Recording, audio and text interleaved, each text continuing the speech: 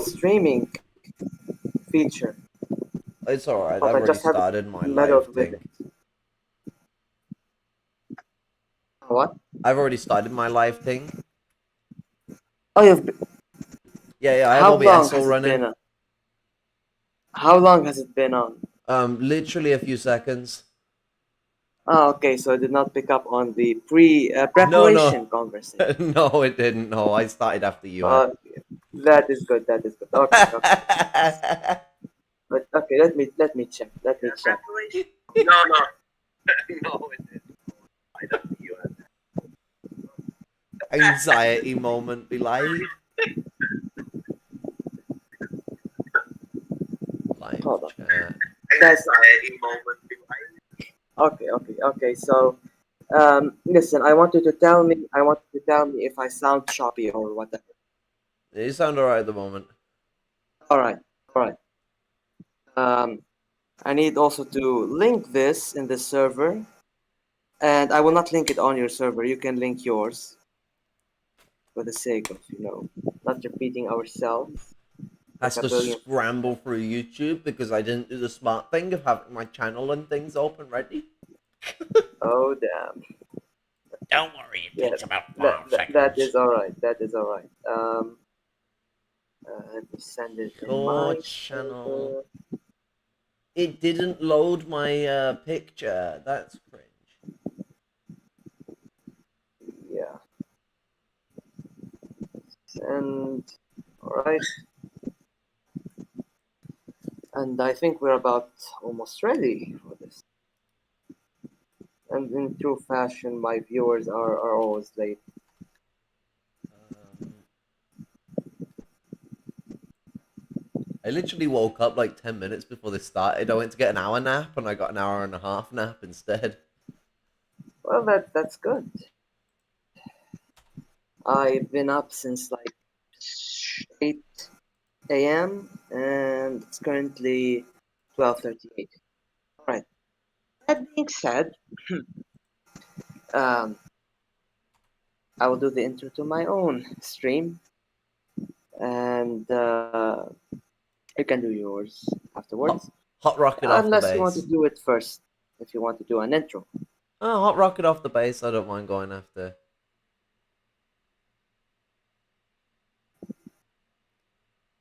I'll take silence as a sign of yes. I said something, Right. but it did not pick up on your end. Ah, But ah. go for it. All right. Hello everyone, this is Bad Our Boy, and we're back to our monthly stream of Let's Talk, the stream where we discuss various important topics of sociopolitical and economic uh, standard, as well as all kinds of entertainment. For today's episode of our lovely series, I have invited over a guest. Here we have Hello. the Lumpen-Maoist. Hello.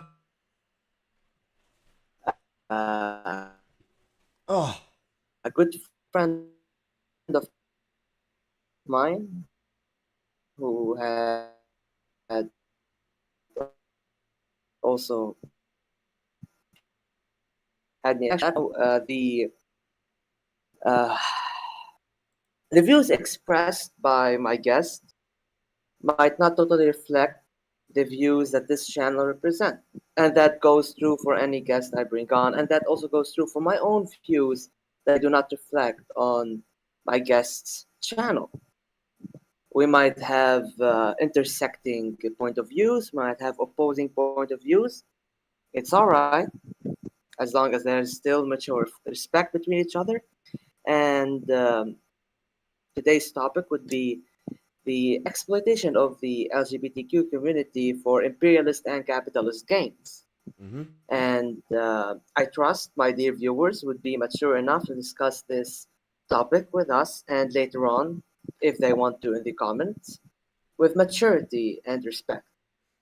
It might be like a very wide topic with a lot of views in it, a lot of positions in it, of varying extremes.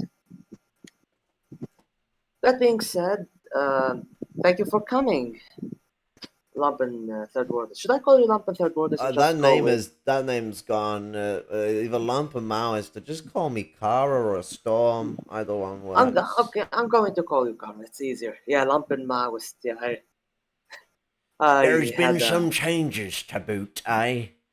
there's been some changes indeed. Well, A lot, really. I mean, 4 months of HRT. But I mean, this discussion. I can English, I promise. This discussion is always going to have a diverse angle to it because when we're talking about issues of sexuality or gender, we're not speaking of something that has just one simple cultural archetype that exists around the world.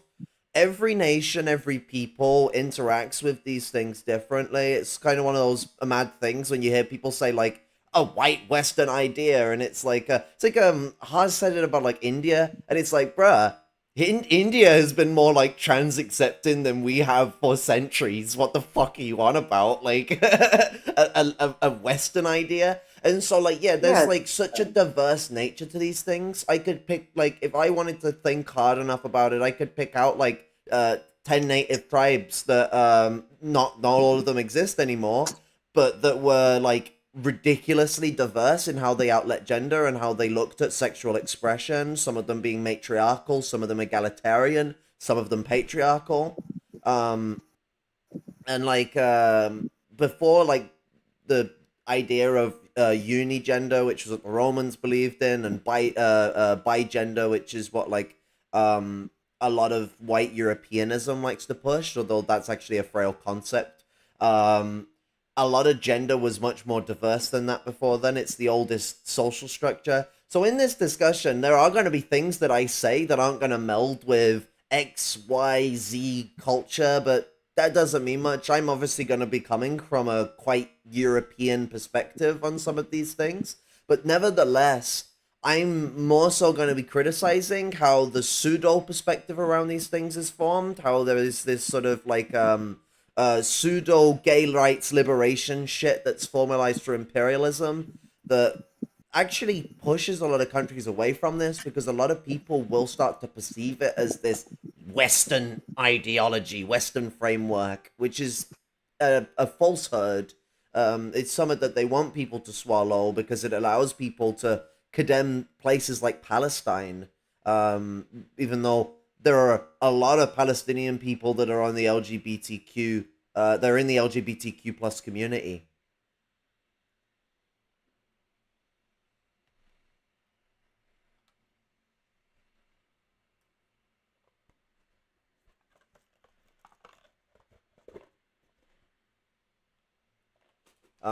But yeah, the this discussion will be getting into pink imperialism and the problems it has internationally for the community because it causes problems at home. Um, it also causes problems abroad, especially in places that are getting bombed by bombs that have like Black Lives Matter and fucking Me Too or rainbow flags or trans flags painted on them. Um, Tend to be a real turn off. These do.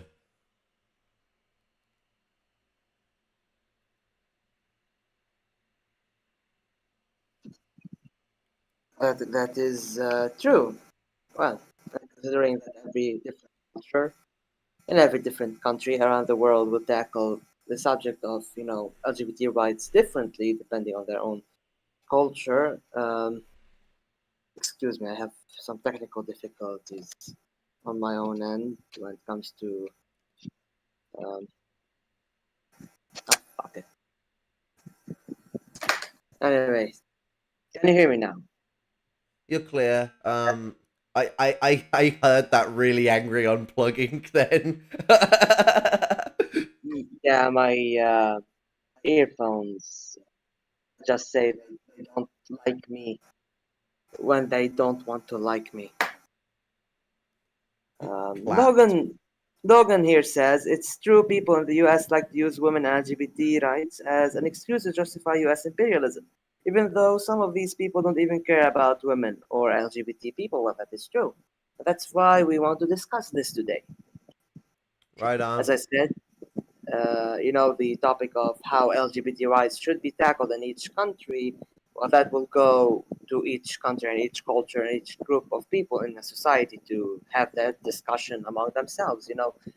So this will not be our topic. As we had stated, it will be, of course, talking about imperialism and how it's actually been very recent. The idea of protecting women and gay people and trans people through imperialism. And how I it's also a lie as well, like provable within European countries. Women's rights are like a middle class privilege rather than an actual right. Same with LGBTQ plus rights. Like they're supposedly rights for us in this country, but I, as a very poor trans woman, am just completely fucked. Like I don't have any of those protections, and the system used for me to get my care is segregated. I don't need to tell anyone about how bad that word is. Everyone hears that word and they know what I'm talking about. Well, I think a good start would be back in the day, before very recently, actually. It hasn't been like 10 years, 15 years when, um, gay rights were, proclaimed in some of the NATO countries, for example.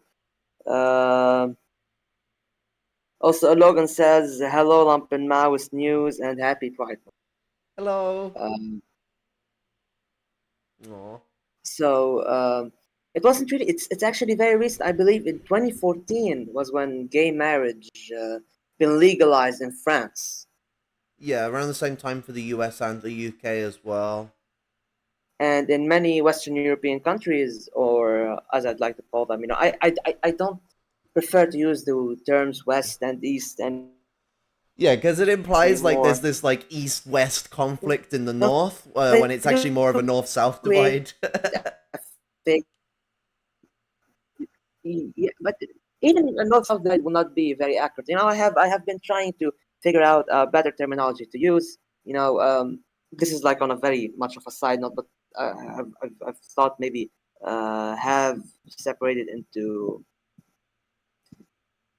what's it called, I mean, frontline countries, the third world, the global south. It's the front line when it comes to the war of imperialist and capitalist exploitation. And a few countries of these frontline countries are actively resisting capitalist neocolonialism and imperialism, so we call them confrontation countries. While countries that are, have government and armies and regimes perpetuating this cycle of exploitation, they're more like the imperial core. But I'm just toying with the idea. It's not real terminology, but for the sake of easier understanding, we will just go with high GDP, low GDP countries, or I yeah, mean, yeah, a that better way works. to look at it, like if you want to avoid this east-west compartmentalism, you have the European side, because these spheres exist outside of Europe, of the Anglosphere, the Latinosphere, and the Germanosphere. Yes. The Troika of Tyranny, Part 4.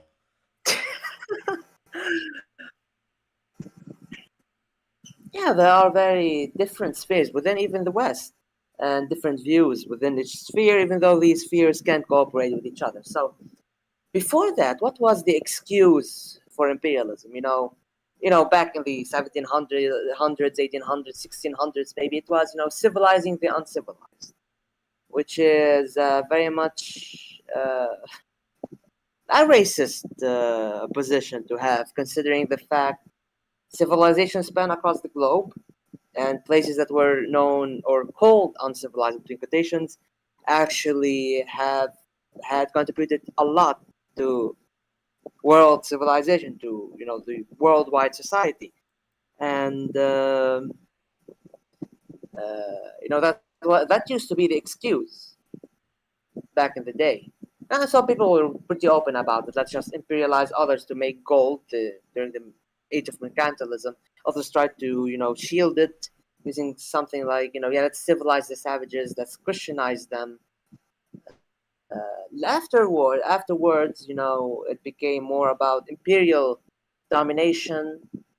The scramble for Africa. It was more about prestige for European countries, especially.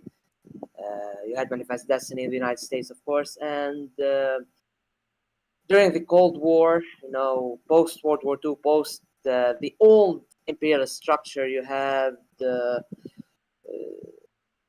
superpowers, fighting over spheres of influence, talking about democracy, freedom, and liberation, and the rights of man.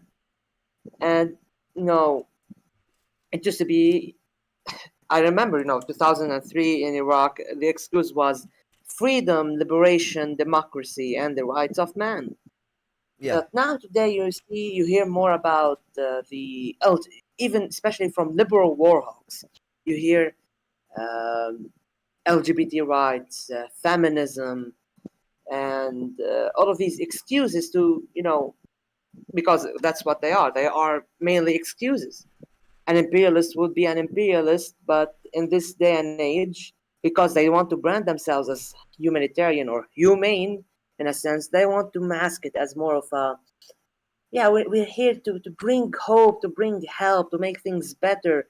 And while personally, when I think that trying to support oppressed people is a very noble endeavor.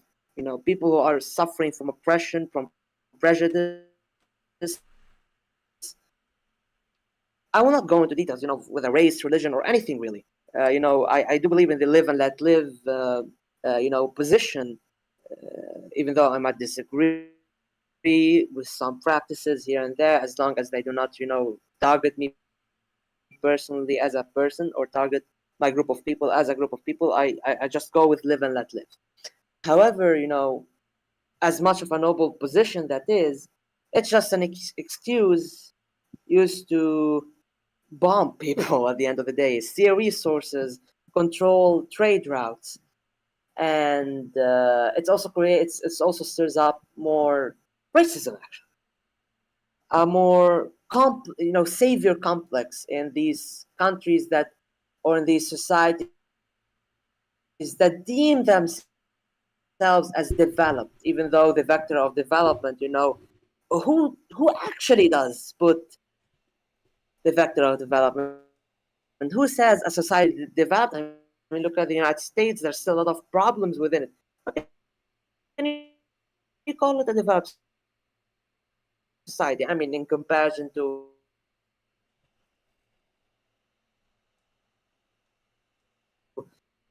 Well, I don't know, a country like Yemen, war-torn Yemen, it is leaps forward.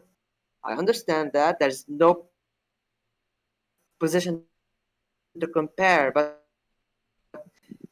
comparing them aside, the United States is not a perfect society. It's not really a developed society.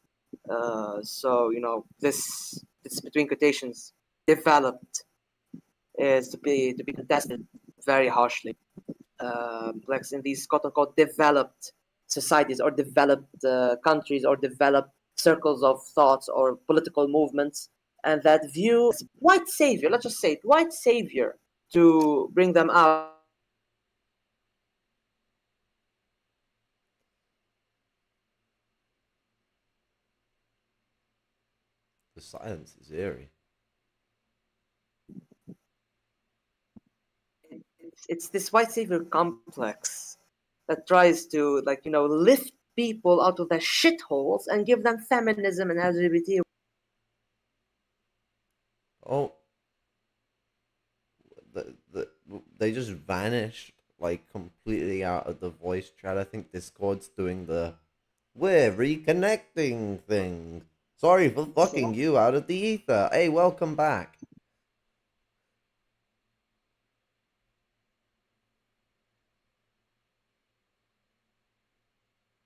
Well, they're deafened and muted now.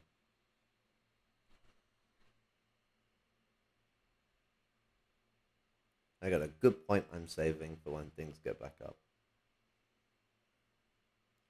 Oh, I've just got to stall for time, so this just doesn't turn into a boring video of me like a 5 minute, 10 minute chunk of me just sitting there with a like a smug like a straight face on and bum bum just playing in everyone's minds as I sit there like a melon. Yes, for anyone who might be able to see through the bright light of that LCD, I'm updating Vista in the background. Does anyone remember Windows Vista? Hopefully it will be fixed right now. I apologize. My internet connection is not the best considering I live in an aforementioned shithole. I mean, like, an interesting point to take is that, like, with the way capitalism works, it very Yes. much, like, imperialism will construct, it will create, like, it will industrialize. That doesn't make it good. Like, that's something it does accelerate the development of countries, but not as dependent countries upon themselves, countries dependent on the empires. And so, like, all of this situation is all about this imperial dependency. If a country was to invade another country to make it gay accepting, all it is doing is developing a country that relies on that country that took over it to then allow that country to be the driving force of its acceptance. Like, it's the same with, like, if a country invaded another country to fix its roads or build schools or build hospitals, build productive facilities, etc., etc. The fact that it's doing those things are not exactly a great advancement for that country. Yes, it's going to help it develop in ways. It can really help build up the material conditions for production, but in what context is the next point to be said? Because Lenin pointed this out. It's like, yeah, imperialism does rapidly develop productive forces in certain countries, but the whole point of it doing that is for the purpose of exploiting. We can see this with, like, a fine example to pull straight out of my ass would be the railroads built in Argentina by the British. They didn't build them out the kindness of their hearts. They built them because in the areas that were really hard to get into in Argentina, they had, like, really nice resources that the British wanted to get their grabby little piss-stained hands all over. And so, like, this whole, like, we're civilizing the world is all centered around this very bunk idea that the world hasn't been civilized for the last fucking 300,000 years. Like, as if humanity hasn't existed for more than long enough to be civilized. As soon as we were shitting together in groups as nomads, cavemen, or whatever type we were, because some people stuck around in one place, others were constantly moving around. That is like, that's civilization. There's no other word for it. It's literally called the dawn of civilization in anthropology. And fucking, the British will turn around and tell you that they civilized the world and that before they went and stomped over everyone and owned, what was it, a third of the global mass of land, that the world was somehow not yet civil, which is just copy wobble of the highest order. That is true. Now, to add to this point, I wanted to say that, capitalism is more progressive than, let's say, feudalism. That's a pretty easy fact to grasp. However, capitalism is not the most progressive thing, and the context of capitalism would always be exploitation. Thus, capitalism is built upon exploitation. Therefore, even this so-called progress would be within this context of exploitation. And whenever a country becomes dependent on another country for security, for food, for for example, I'm going to give another example. I'm going to give the Lebanese judiciary system. Now, the judiciary system is modeled after the French justice system. In some ways, in some other ways, it has its differences. However, the thing about the Lebanese justice system is that, or the judiciary, is that jurisprudence, I think, I'm not sure if that's what we call it in English. I know it more in French, as you can guess. but basically all new and never seen before judgments or decisions or any amendments to laws. They take a very long time. We wait. Usually, we wait for the French to do something, and then 10 years later, we start amending our laws based on the French laws. And this had created a very slow processing judiciary in terms of amending laws, getting more new decisions, shaping up the society because laws do change as society progresses and changes because laws are there to serve society. However, if laws are still antiquated, progressing at the same rate as society is progressing, that will hinder both law and society. Therefore, the Lebanese justice system is reliant on the French justice system in that sense, and it makes everything slower. Therefore, it makes everything worse. So, if the Lebanese justice system or the judiciary managed to, work independently and stopped waiting for new French laws to come out or for few French, never seen before decisions or legal doctrine to come out, then the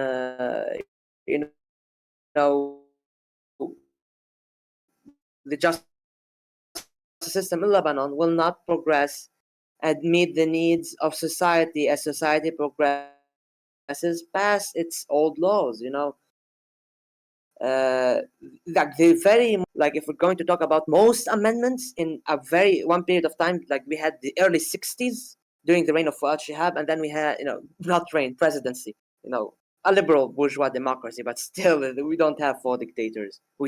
There's someone who tried to, and then it started a fucking revolution. But anyway, during the presidency of Fuad Shihab, and then in the early 60s, and then in the late 90s and early 2000s during the presidency of Emil Lahoud. God bless him. I love that. I really love that man. But yeah. I mean, one thing to note as well is that those that do have this interest in keeping things this way, they have a fetishization of the French that is not like the progressive politics that would be pushed today within law. I know they're not actively pushed within French society, but they are pushed within law. Like they're restricted, their accessibility is all dependent on class, but they do push more progressive laws than they did, say 70 years ago. People in Lebanon have more of an interest in only taking the laws that the French make that fits more in line with that perspective that they have, that fetishization they have of French imperialism and colonialism. And so, like, if anyone's thinking that, like, well, maybe they could be picking on up more of the progressive laws, that's not typically the case. What they'll instead pick up on is what suits them in regards to what's happening in French society, and so it doubly slows down progression. You got the slowing down of progression because people aren't making decisions for them fucking selves. And then you also have they're using a filter to sift through what they want that suits them. And like another thing to note in the prior conversation, the prior statement as well, is that national capitalism is also less progressive than imperialism. Like that's a complicated statement to be made, but like what for those that don't understand why, imperialism is a development, and it is the development all capitalist countries seek to go through and will go through. It's inevitable. It's unavoidable.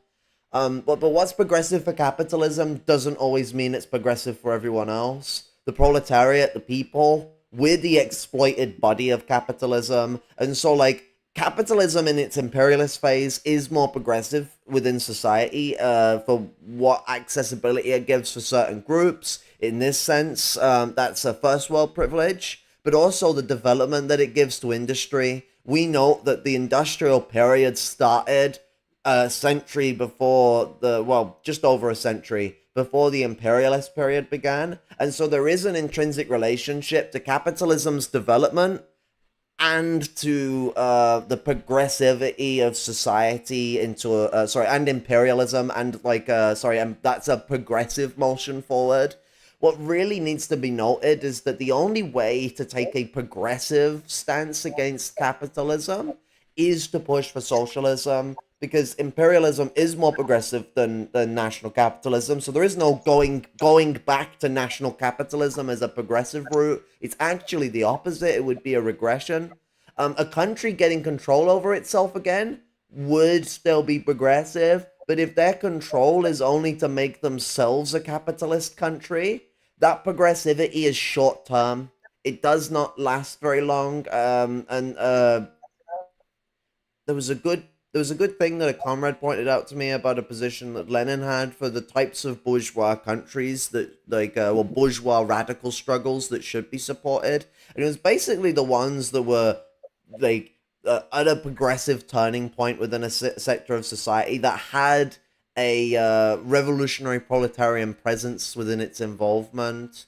Like, we shouldn't just support any country where the capitalists are like, yo, let's have the system to ourselves, because that's where you get into the problem of like neo Pan-Africanism, and even some of the old Pan-Africans, where they were just supporting any African country that had the petty bourgeoisie or bourgeoisie come to power.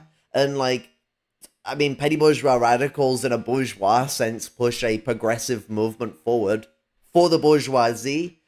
They don't for their own people, though, and unless at best they're doing social democracy. But these people are compradors. They're there to sell their people out. They can't survive otherwise. Imperialism has made it that a capitalist country needs a surrogate to survive.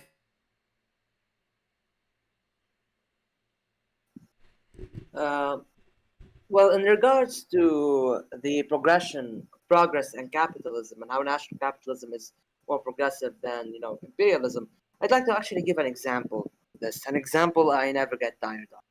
And by the way, Logan feels like he can bounce this off the both of us. Aww, They're enjoying our stream. that's cute. Now, in terms of Egypt, Egypt was a feudal monarchist society. I'm talking in the modern age, not going to the ancient time. I'm talking right now, the like last 70 years. The last 70 years. It had a coup d'etat that ousted the British-backed king. A colonel by the name of Jamal Abdel Nasser took over. You might have heard of him. And well, at first he had this general progressive outlook, ending feudalism, giving lands back to the peasants that worked on them, destroying monarchist institution, declaring a republic, and all of these progressive views at the time.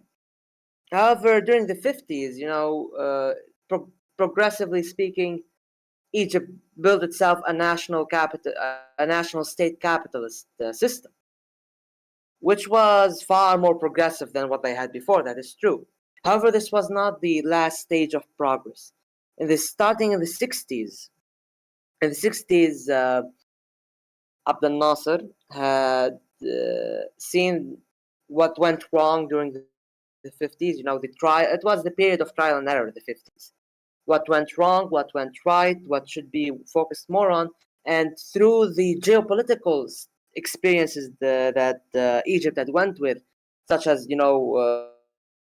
the tripartite aggression, also known as the Suez Crisis, you also had a lot of things happening, such as the revolutions popping up in the revolution in Iraq that took out the monarchy, the Algerian War of Independence.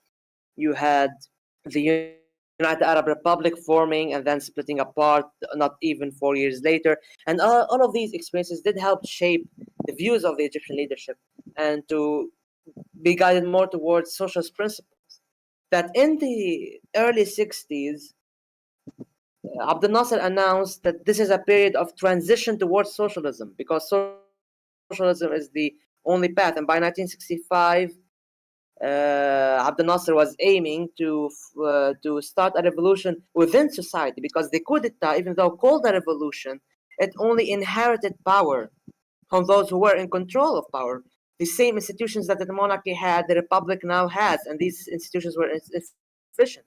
More progressive maybe than the monarchist time, but insufficient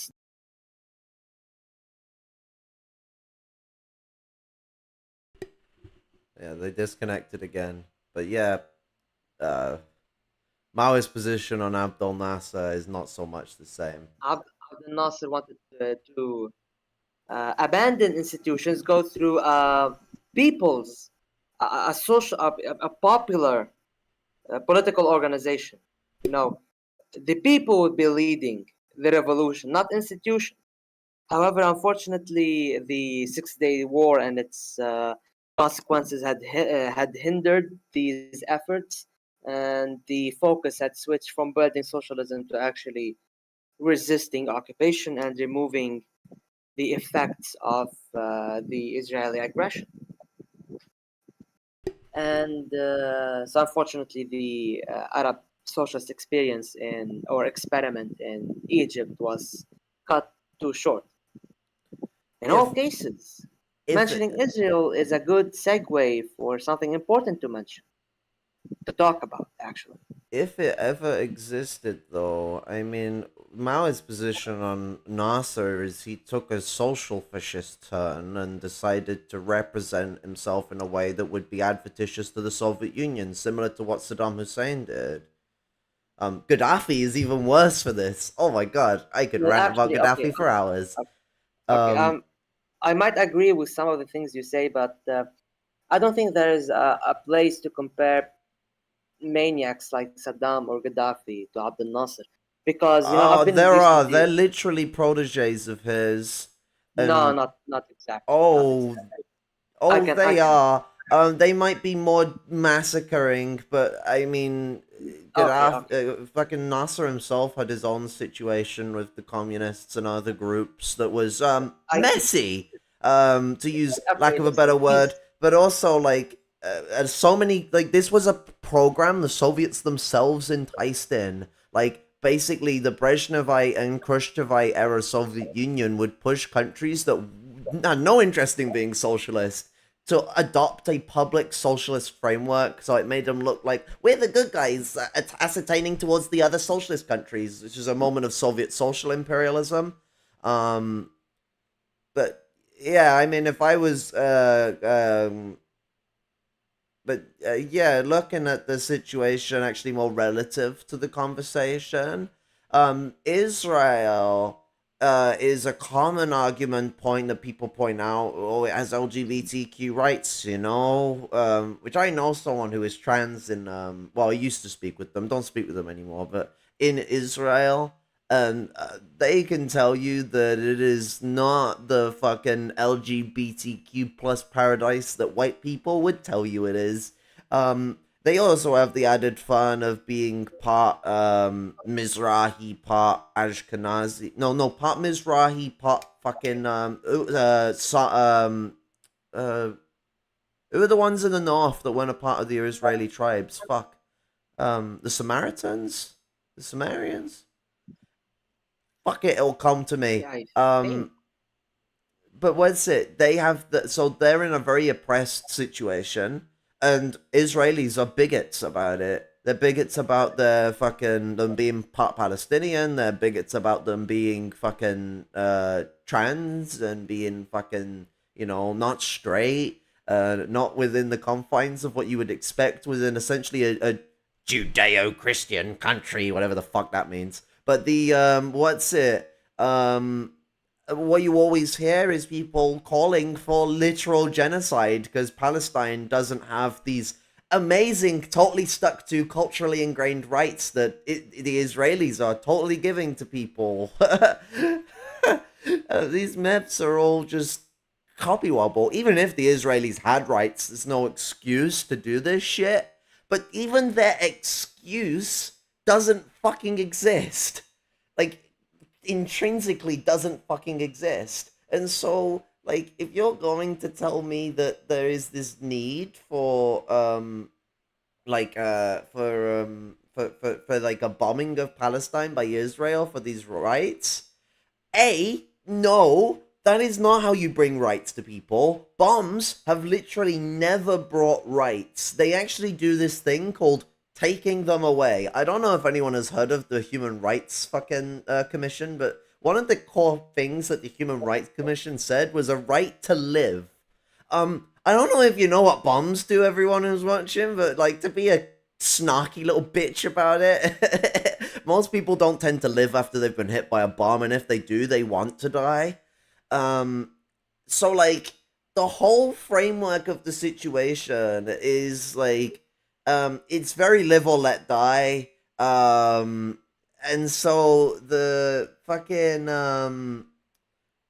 their mentality is in this situation where they have this framework of like ignorance towards the necessity of Palestinian liberation. I don't care how gay Israel is. Fucking, they could change the flag to rainbow fucking colors and I'll still burn it.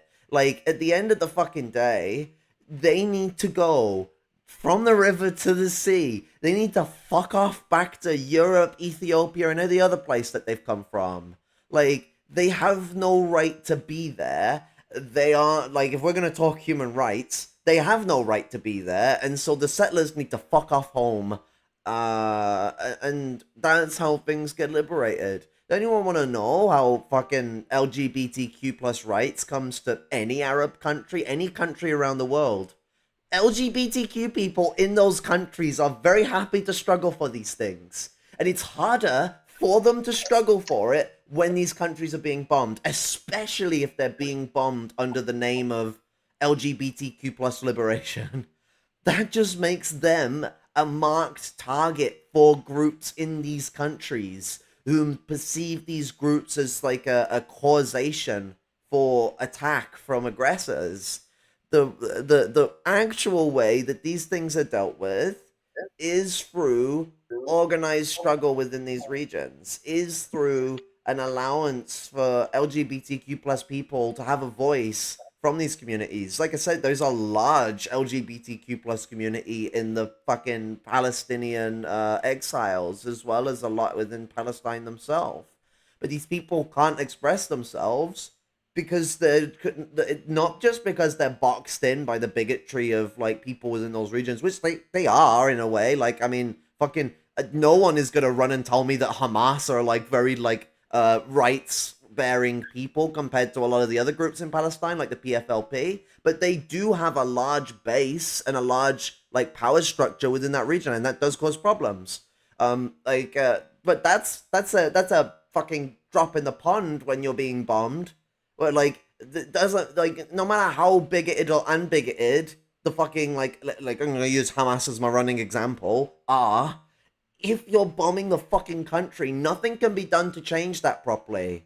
Like, if they start a struggle to get rid of, like, not just Hamas, but other reactionary groups, Israel is going to exploit the shit out of that. Actually, they already do it by trying to get Hamas to cause trouble for other groups. I know Hamas has recently come together with other groups, so I'm not just going for a full shit parade here. But, like, we know that there has been a history where the British, the Americans, Israel, France, they have exploited the opportunism of these groups, starting a civil war. Those groups that have been exploited like this before will run straight to the imperialists to get support.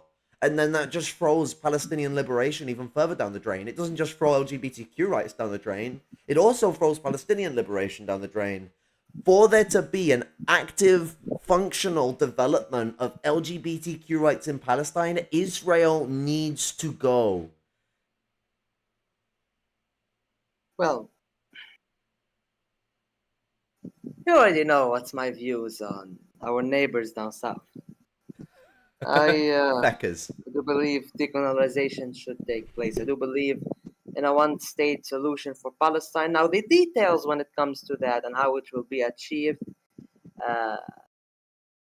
Now, what my personal hopes are is that the Israeli regime, government, whatever you want to call it, Zionists, would figure out that the more they try to genocide Arabs, the more they paint a target on their backs. And one of these days, they will reach a point where their backs are against the wall, and there's no way to save themselves except by appealing to fucking reason and extending the hand for a true peace, not the bullshit peace they keep talking about, not the bullshit surrender on the side of the Arabs or a one-sided peace. And then true negotiations could take place about key issues.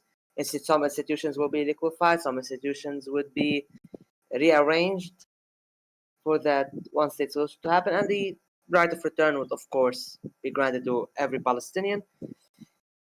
Now, that's apart. I just wanted to say that. But as for Nestor saying bombs brought rights to the Soviets, we're talking about using the excuse of drinking rights so that you bomb other people. Not you protect your rights by using bombs and weapons. Because, listen, protecting yourself, self-defense, revolutionary violence is necessary. I mean, I'm just gonna say it. We are a peaceful people. My people are a peaceful people. However, unfortunately, war has been imposed on us. Imperialist aggression has been imposed on us. Genocide has been imposed on us. What are we supposed to do? Sit down and await death silently? Hell fucking no. Hell fucking no. We're gonna blow shit up. What do you expect? Yes, but that's like the point to be made there is that actual action is taking the rights away from people that are trying to take the rights away from other people. Like when you kill a bigot, you're taking away their right to live. That is taking away someone's rights. Now, if they are an active bigot with a firearm and they're causing people harm, or they're like an imperialist militant soldier or someone of that degree, that is principled shit. Heck, even with the case of like fucking shit that goes on within settler countries, like Algeria had to default to a lot of public attacks because they had no other choice. Civilians should not be harmed. That is bad, and those people don't deserve to have their rights just shocked away. But you're a fucking settler on other people's land. You're a little more than just a citizen. And I know there's a diverse context to that, but like, if we're to look at the Algerian example again, the French were partying over the graves of Algerians who were being worked like slaves, pretty much. That was like the relationship that was going on between those two groups. There's a very interesting, probably one of the most provocating images in film history from the Battle of the Algiers.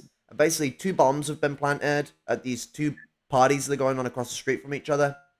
Oh, well, one was at a party, one was at a shop, sorry, I think. The shop one goes off first. All the people at the party stop, go and look because a bomb just went off. 5 seconds later, music's back up, they're partying. Bomb goes off there. And like, it just sort of shows you the sort of arrogance of these people. If they had gone to show a care at that other side of the street for who was harmed, what's going on, as far as they're concerned, it's probably just the fucking poor that's died because it's, the day off for us lot, so we're all partying, so fuck that. And so they've discerned that they don't care what's going on over there, and if they did care, they would still have their lives. And it is such a provocative and very controversial imagery from a movie that I think is a perfect example within these situations. But yeah, weapons can defend rights, and the people behind them can acquire rights. Political power comes from the barrel of the gun, but gaining political power is not the same as the gaining of rights. That comes after. You've got to then create those rights, and that comes with that political power, which will be utilized in different formats. It's not blowing people up that gives rights. It's blowing people up or shooting people. That is one of the routes. There are peaceful routes to these things, although they are very they are very hard to attain to within capitalist society, if not next to impossible. Certainly impossible without a big socialist country, and even with one, the primary outlet for us to actually gain a struggle and gain a foothold over capitalism will involve violence. It always has.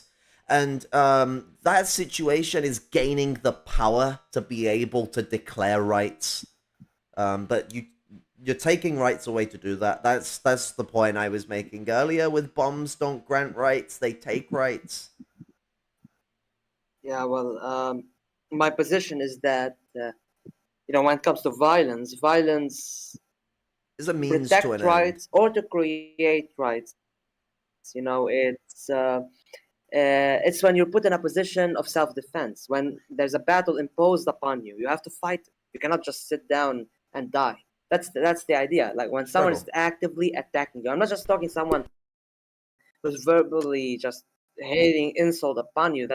So don't shoot a guy who calls Yeah. told you to go fuck yourself. That's insanity. I mean, try and That's debate their insanity. But ideas. A lot of these what I'm people saying have. is that if someone is actively trying, I was going to say, try and debate their ideas well, because they're these trying people to have attack. likely never heard a counter to their ideas before in their life. Like, someone who's willing to be verbal Yeah, rather and than one physically day there's violent going. is normally someone who is, like, either thinks they're right or, like, is, like, caught up in a kerfuffle, especially if they're in the lower class. If they're in the upper middle class, they're more likely to be a very intelligent bigot that's being a piece of shit and knows they are. But, like, lower class people Yeah, most of the time have been told shit stirry ideas that don't actually fit in line with the reality of things.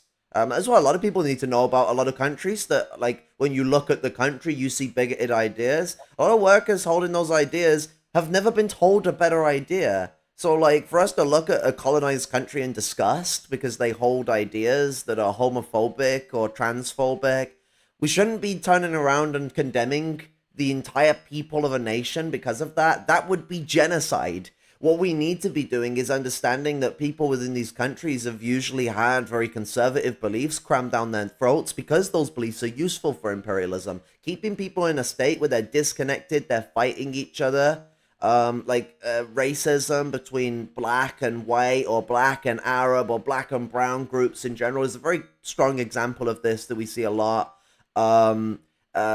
These things are really useful for imperialism. Keeping the working class divided stops them from organizing, stops them from gaining their rights, and so ignorance has to be breached. And that forms that's about social engagement. well, that is true. That is true. But when someone is attacking you physically with a weapon, a dangerous weapon that can put your life or safety or well-being in danger, you have to fight back, and that's when violence comes in. Okay, that's where you have to fight. That's where you have to exercise violence in self-defense. That's true revolutionary violence.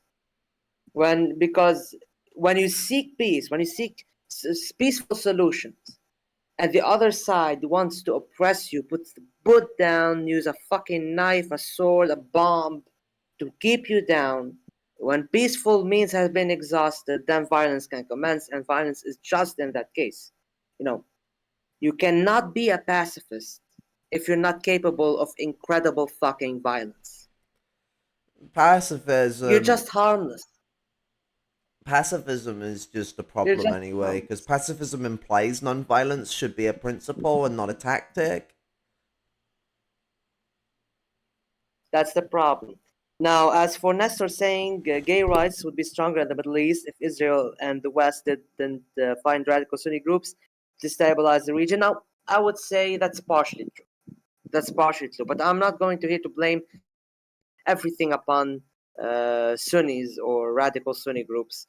There are also fundamental contradictions within Arab society or Arab societies in each Arab artificial state. I do not believe in these artificial states, but what can we do?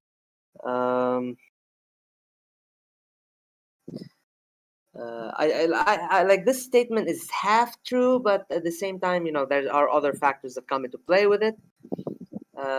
Personally, I believe imprisonment for being different is not really the best of ideas.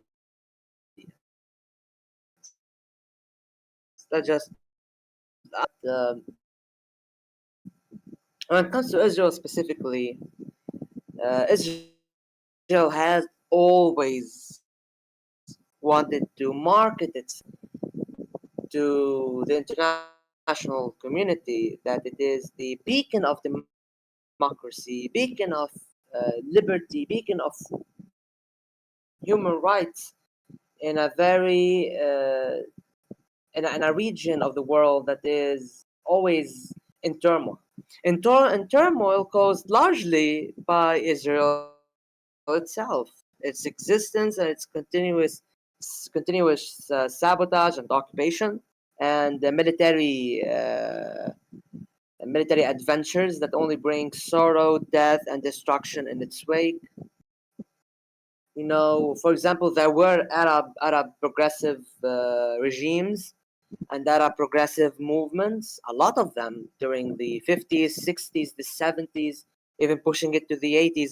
And a lot of them, unfortunately, some failed, or some unfortunately were exploited because of collaborators with Zionism, because of Zionist sabotage. And when I say Zionist sabotage, I mean, IDF, Mossad, all of that. I'm not here talking about Jewish people. Jewish people, unfortunately, has also been a victim of Israel,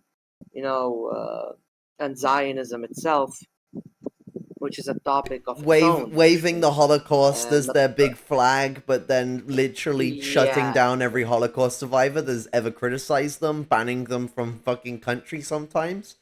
Like, yeah, dodgy and feckers.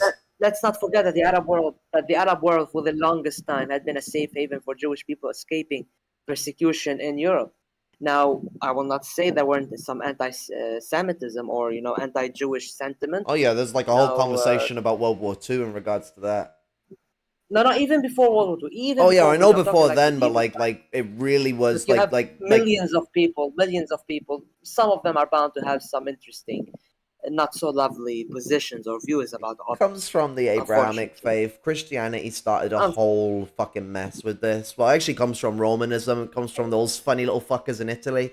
But the what's it? And but if what I'm if you saying, scale it even back, it goes finish. back to Egypt. But what I'm actually trying to point out is that World War II showed all of it emerge as like because the Nazis took advantage of the fact that this already existed within the region.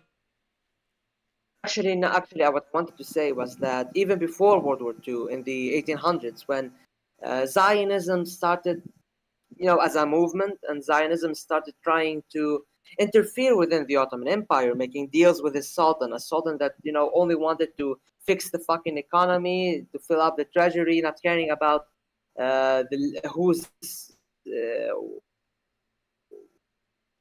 what kind of political movement he's allowing into build itself up in Palestine, or what people he's working with. The Ottoman Empire allowed French, German, Austrian, and British influence to seep and bleed into the region even long before the Ottoman Empire collapsed. So anti-Semitism, because of the Zionist movement, because how it branded itself, and because of the bullshit it pulled off in the Arab world, and especially in Palestine, that culminated in the establishment of this artificial geopolitical entity known as Israel, that is detached itself by itself with its own volition from this region of the world, from its people, and from the land. It detaches itself. It wants itself to be an artificial position, because if it not detach itself from the land it occupies and from its history, it would find no reason for us to continue existing as it is currently, as an occupation, as a fascist occupation and genocide. And that's why, unfortunately, anti-Semitism exploded because of the Zionist movement. Well, you So, also in a have sense, the Zionist movement has contributed. What?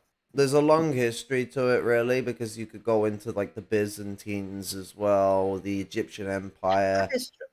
As as I said, as I said, there is a long history to it. However, I'm talking after But the yeah, the during modern the Arab conception, Golden Age and beyond. the modern I'm talking conception during the actually Arab goes Golden back to Age. the Crusades. It goes back to the Crusades because what Zionism literally is another crusade. Or as the British put it, we're the final crusade when they got into Jerusalem, which is not entirely true. The US has had their go too. But yeah, that's their mentality. They all want to be the French or whatever. The French did the first crusade, didn't they? Or am I getting confuffled?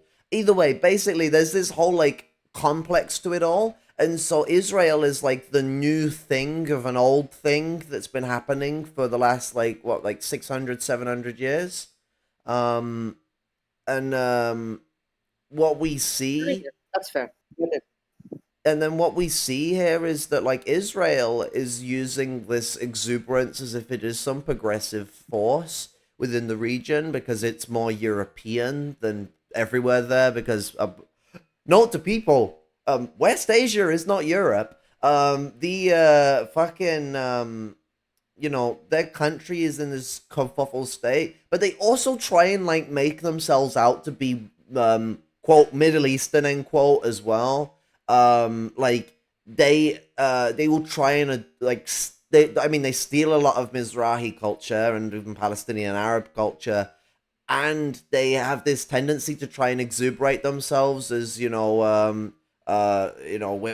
speak the core language, we're of the continent, we're here, we were just wrongly kicked out like 1400 1500 years ago or something, which I mean we don't even know the full history of what actually happened to the end of Israel because it was before we had good records on this shit. But the Jews wrote about how they kicked themselves out, so who the fuck stole it from you then? Like, if you're telling me this is some like religious if you're telling me this is some like religious rite of passage, even though the guy who wrote that in what was it like 1858 was an atheist, a Christian styled atheist of how he operated as well. People who know like the neo atheists will know what I mean about that, like the types where they're atheists but they have like a Christian framework to how they don't believe in God.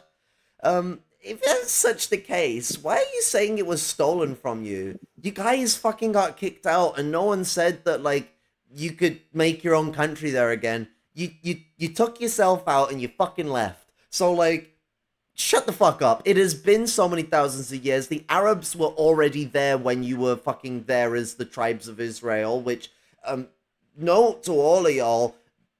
Not the tribes anymore. There's been this whole thing called mingling with different groups. I mean, so like the whole framework of it is stupid. Their racism against Arabs is ridiculous. Like the idea that the Arabs came and stole it. The Arabs in Palestine come from Palestine, and they were there as proto-Arabs for fucking a long bloody time. And so like the idea of them stealing anything that was already fucking theirs, even way back when, is ludicrous. And like it would be like if I sold my house, went and lived in a different country for 60 years, came back, and then with weapons took that house back for free. And that is still less ludicrous than what we're talking about here. And so then they create this framework that they're so progressive when Israel's quite a conservative country. Anyone who's been there will know this. It's a very conservative country. Very racist, very sexist, very homophobic, very transphobic. Oh yeah, they have women in the fucking IDF. Have you seen the way they advertise women in the IDF? It's all about prioritizing people that look, by white standards, idealistically attractive, as this attractivity isn't on a fucking like wild spectrum that everyone exists on. Everyone's beautiful. Mwah. But the fucking the whole situation, it's sexist as fuck. They literally take people within that framework and then advertise them all the time. That Wonder Woman bitch, people like that, they're pushed to the forefront because they can be advertised.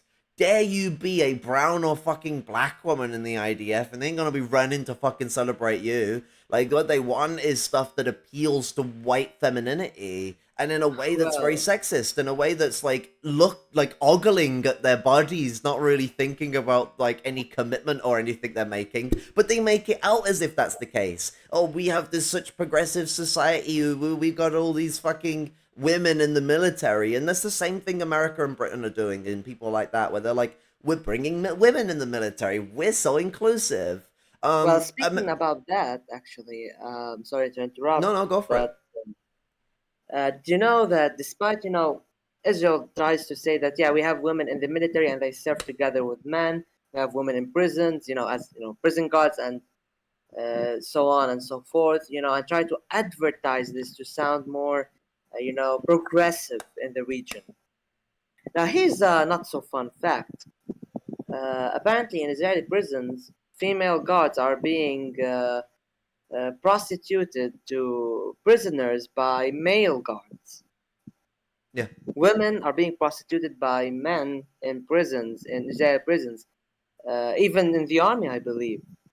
So like and it's against their will, pretty much. Basically, what's going on is the prisoners would pay, and the men running the ring would deliver. And it is a really fucking disgusting thing to think about, honestly. Yeah, and like we see this with like America and Britain as well, where they're like, oh look at how progressive we are. The gender pay gap is closer than it used to be, which is like, oh wow, someone's really hedging in their bets. We allow women in the military, even though it's been until like recent years that they've allowed women to take proper frontline positions other than bomb squads, and even that normally doesn't happen. Women are seen as like less capable of doing military stuff, even though actually women have a greater capacity to deal with a bullet shot wound than men, because their capacity to actually focus in the situation is better. Like if we're to look at like stuff in situations, because there's this constant mollycoddling that the West does, where they're like, oh, we let women in the military, but then still treat women as like fragile and how in which that they can deal with situations. And it's like, no, everyone's varied, but like there are like different things. If we were to get into like the ability to deal with stuff, because like men do have larger muscle mass than women, like biologically, if you are running on estrogen or running on testosterone. Obviously there are women who aren't running on testosterone. There are women who are running on testosterone, and men that could be on estrogen, because gender's a wild spectrum. But like if we're looking at like male and female biology, like yeah, men have larger muscle mass, women have a higher sensitivity to pain, but also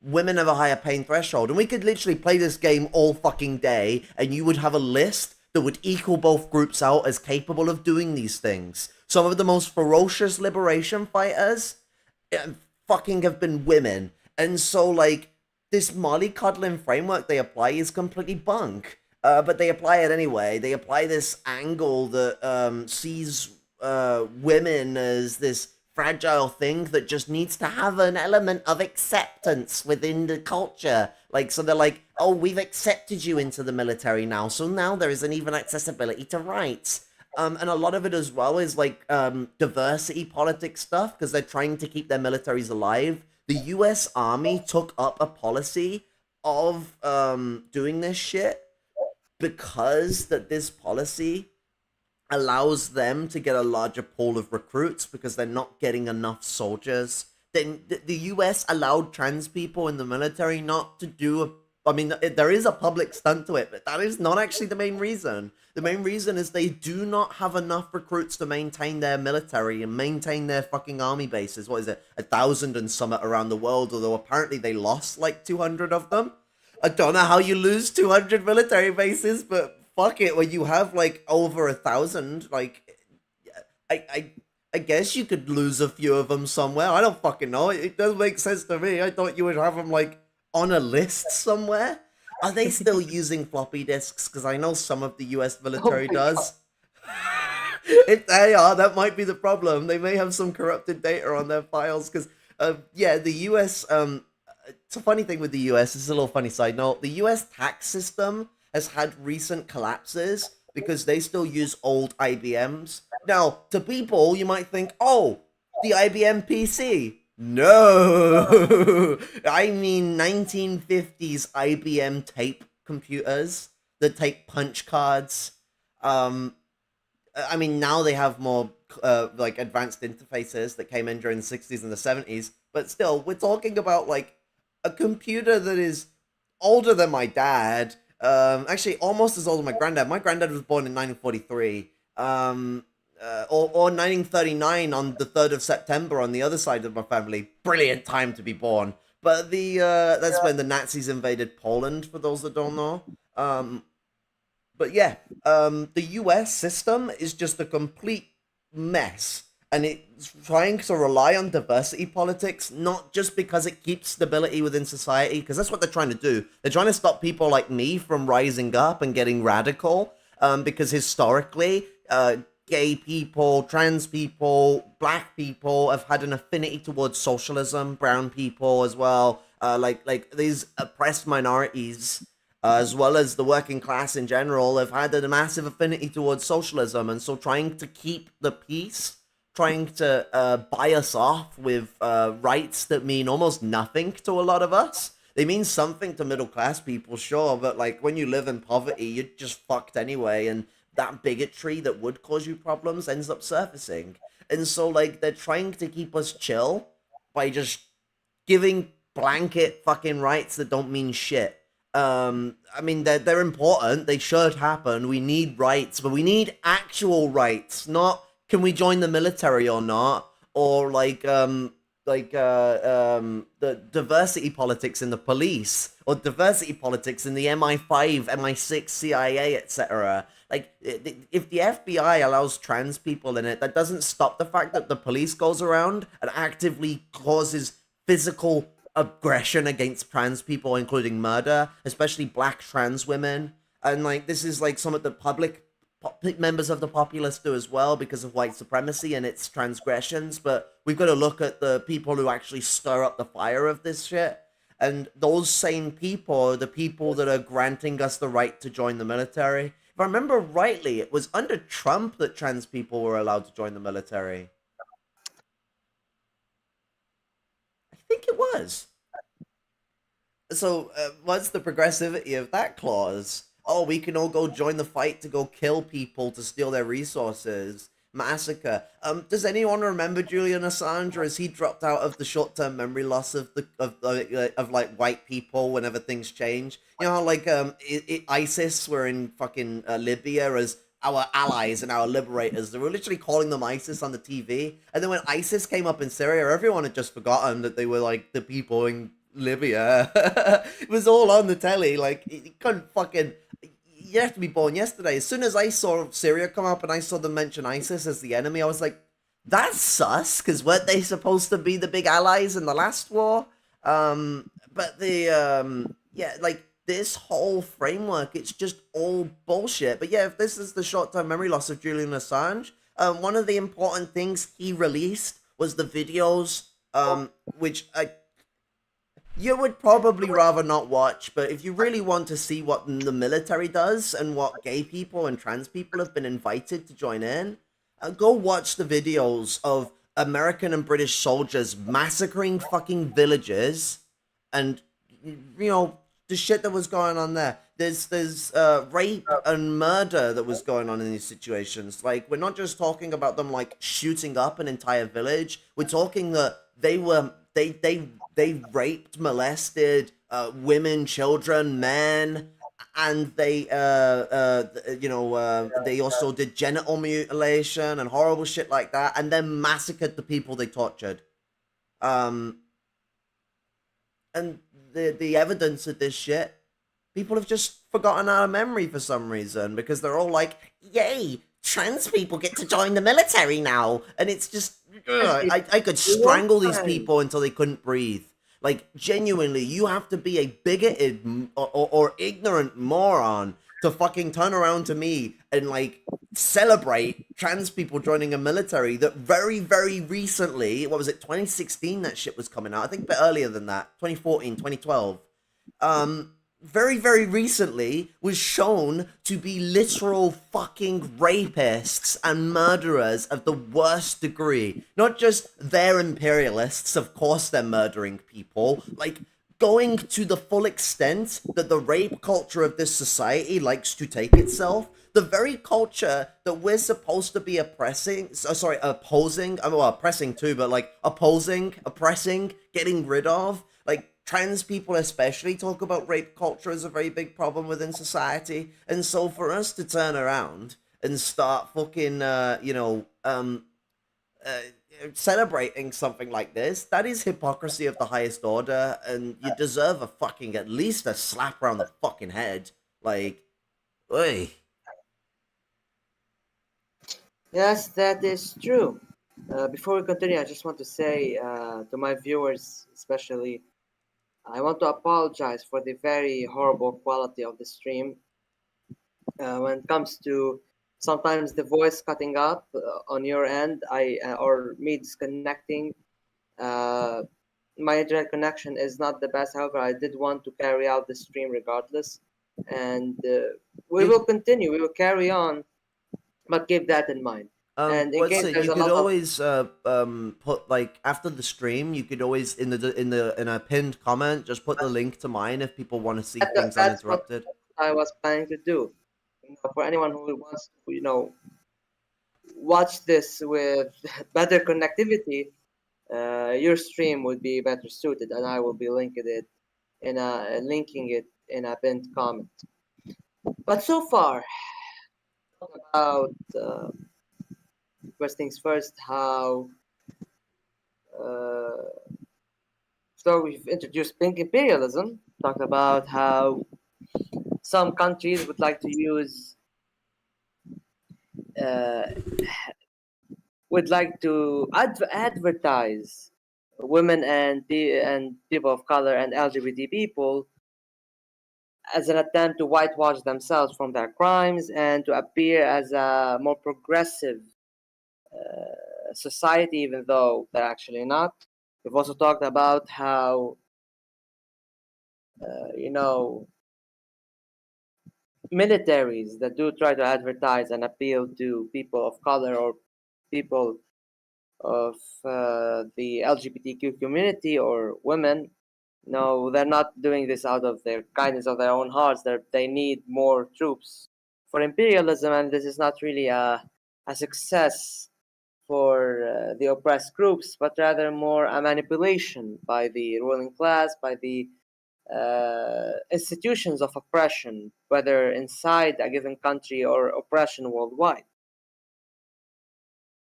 But what baffles me as well is that these countries, or these systems, these regimes, these institutions that very recently proclaimed gay rights and trans rights, it hasn't been 10 years, as I said at the start of the stream, hasn't been, 10, yet pretty much not 10 years since it happened in France, for example. They condescend to other countries, condescend to other societies they oppressed, societies they colonized, societies they still to this day exploit. And if history, as you had pointed out earlier, according to what you said, uh, you know, societies that were more accepting of LGBT people, however, due to this colonization, became way less accepting because of imposed European cultural values back at that time. Yeah, So for there's literally a piece from a British general complaining about how a native tribe in Canada has like women as fighters and that women have the an equal power in society, and he scoffed at it being this like a crazy impossibility that the natives are so confused on. Like he couldn't match up to it because it was in contention with his own ideas of like his own ideation of women as being weaker than him, and like it's like the old expression of the black worker buys a piano, which is really hard, it takes a lot of hard work to get, and the white neighbor doesn't have a piano. And so rather than accepting that black person worked really hard for their piano, instead they turn around and make up crazy conspiracies about how that person who must be inferior to me could not have done something better than I myself have done. And like that's the way that like these societies have treated any other group that has been like more socially progressive, on women's rights, LGBTQ rights. They've treated it as this, these people are inferior, they shouldn't be doing this, we've got the right way and they've got the wrong way, that's why we're so powerful that we can come in and invade. It's a might makes right fallacy. that is true. But so these societies, countries, regimes, systems, institutions, whatever you want to call them, they try and come and condescend to you. Okay, so on a personal level, I want to say that's a fucking dick move. That's a serious fucking dick move. Yeah. But on a more objective scale, yeah, that's still a fucking dick move. But it is another manifestation of neocolonialism and imperialism today. Information war, media war, and the more recent culture war actually going on in the United States of America and seeping into other countries, whether allied countries such as in Western Europe, whether countries in Eastern Europe, countries in Asia, and all over the world. Which I find, I honestly find it as a grave fucking danger. This bullshit known as the culture war in the United States. This bullshit that this is basically the opium of the people. You know, I know how Karl Marx likes to call religion the opium of the people. I have my own problems with that So that quote. statement is commonly misunderstood. Like, Marx Yeah, yeah. says that it will Go ahead. always, like, it's always been and always will be an opiate of people. Like, when people are in crisis, there is a connection with religion, but also that, Marx's position was that, like, religion doesn't need to be, like, aggressively, like, opposed, and we can actually have, like, united struggles with religious groups at certain times. However, like, we believe that, religion, at least its power basis, will certainly wither amongst the people. Like, we oppose organized religious blocks, the power of, like, the Catholic Church, for example. But we don't oppose workers being Christian because, as far as we're concerned, and we're strong in our beliefs that we're correct, education will bring people in the right direction. If it fucking doesn't, so be us for being wrong. But our position is that, like, education is what brings things out of the realms of idealism. But yeah, I mean, to keep this Yeah, on I have topic. a different. Yeah, I have a different outlook on that question. But I mean, anyway, what was I saying? Hold on. What was I saying? Oh my god, what was I saying? Oh yeah, the culture war. It's pretty much a fucking opium. It's keeping people distracted from large scale corruption, horrible human rights abuses, and add to it a status quo that's fucking running the country to the ground and burning everybody in it. The United States of America is slowly becoming a fascist society or a fascist state. I mean, you've talked about Arizona extensively on your channel. Florida, for example, with DeSantis as yeah. its governor, as some of my viewers from Florida would point out, especially, uh, I believe Nestor Macro maybe is from Florida. Keeps telling me about the shit shows going down there. Yeah, it gets worse and worse. I mean, there's now this, like, rise in, like, anti-Semitism that's come in tandem with transphobia, which that has an interesting history. The first person to say well, not first, well, I guess we could say person. Joseph Goebbels was, like, the dude that come up with the idea that, like, him and Himmler, that, like, trans people are a Jewish invention, well, LGBTQ people are a Jewish invention. Like, to weaken the white race. Boogly. But the the culture wars. I mean, what the West calls the culture wars is not even the actual culture war. The culture war is the war of, like, different formulations of liberation, and it is a real thing that does exist. Proletarian class struggle also involves cultural conflict. Engels makes this point, basically, that, within a nation, there are two nations, the bourgeois nation and the proletarian nation. The conflict between these two absolutely is not just socioeconomic, it is cultural. Like, that cultural framework between these two, groups is an active war, the culture war, if people want to call it that. Right wingers getting pissed on or smashing coffee fucking machines because Kaepernick did a kneel. Fucking.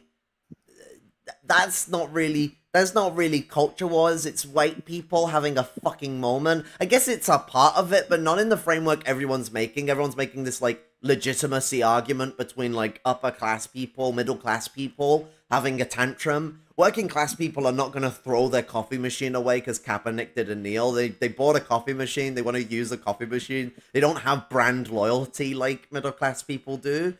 Like, I need something that is affordable, and that's about as far as it usually goes. The only time I go out of affordability is if I know that I need to get something decent. Like, I have fibromyalgia, so bras can be a bit uncomfortable, so it's good for me to put a bit more money in a really comfy, decent, designed and built bra than just buying like off the shelf £15 crap.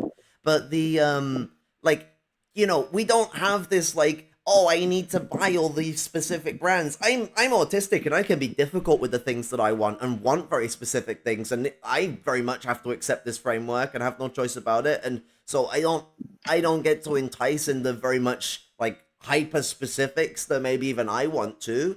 And even though I am neurodivergent, it doesn't override that effect of my class position. Like, I have to operate within my means, as like stressful as that can be for anyone. But then we watch these people who are like, I'm gonna do struggle. I'm gonna throw my coffee machine off a fucking window ledge. That is totally me doing something to change stuff. And it's like, oh my god. Like, it is so frustratingly childish. Like, grow up. It's worse than saying that, like, going on the internet and making a political video is activism. It's actually worse because at least someone is creating something. It's not activism to make online content. Like, it's a form of political production. It's a form of getting voice out there. But intrinsically, I am sat in a fucking chair right now in my home. No danger is coming to me. Going to your window ledge and throwing a coffee machine out of it.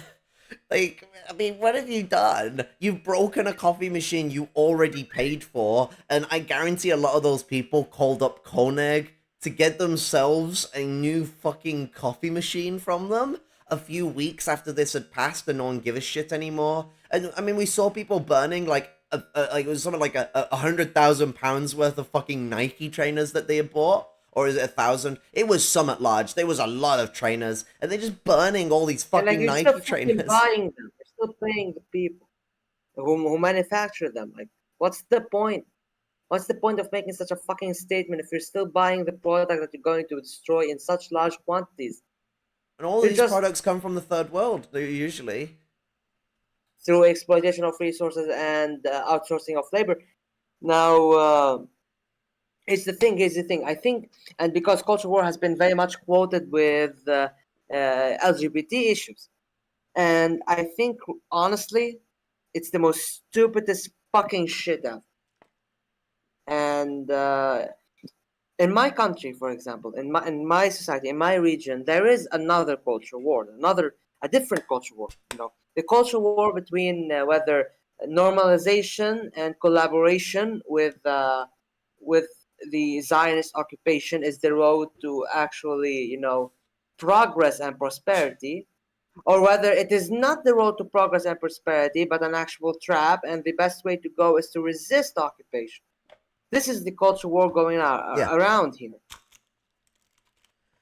Not this whole stupid whatever the fuck going on in the United States. Yeah, you don't see people smashing fucking coffee mugs or like shit because I see people burning flags over here. Yeah, which is principled stuff. Like, I mean, burn the British, American, and fucking what's it?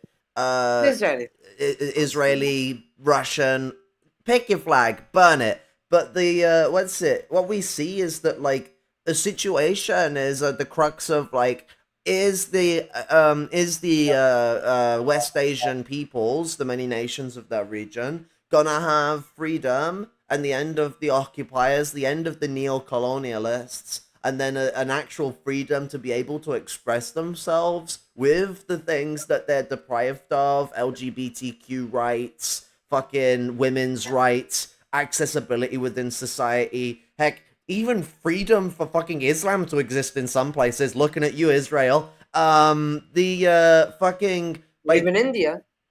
India as well, yeah. Like fucking the Gonzo man. He has a good quote on like the importance of religious freedom amongst the proletariat. But the what's it? That's the side of it where it's like Israel is a ruse. They're not a progressive force, but there are people that actually have been fooled into believing that Israel is a progressive force, and it's because of British humanism, really. Like, not like they've directly been told British humanist stuff. I mean that, like, the framework that Israel is a civilizer, that comes straight from British humanism. There has been different expressions of being civilizers before then that come from Romanism, but the modern formulation that's retrospectively used to describe the British Empire, that comes from the mid to late 1800s, the Victorian period. Old Vicky was a very big fan of the idea of Victorian humanism. Fucking bitch. But what's it? That framework is what ends up getting exuded in this region, and so what you end up having is you're having like an injection of like whiteness within the region, and like those who hold white supremacy and those that are enticed to engage with it, even though they do not actually have a formal like power structure related to it. We see this with like even people that are actually like traditionally black being involved with the Israeli police force and putting down Palestinians. There's a whole diverse conversation to go into that. Then getting discriminated against by radical Zionists on the streets outside of uniform. Yeah, two sides of the old coin with that, and like because it's one of those things where they've got themselves entwined in a white power structure. When they're crushing on the Palestinians, they're crushing them in the format of whiteness, but they're not fully accepted into it. They've gone full traitor. They've gone full to the point that they actually have the baton and gun in hand to cause the harm. Yet still, white Israelis, Ashkenazi and other groups, they are very fucking racist, especially to anyone who is darker colored skin than themselves, anyone that they could perceive as must being lower and less superior to themselves.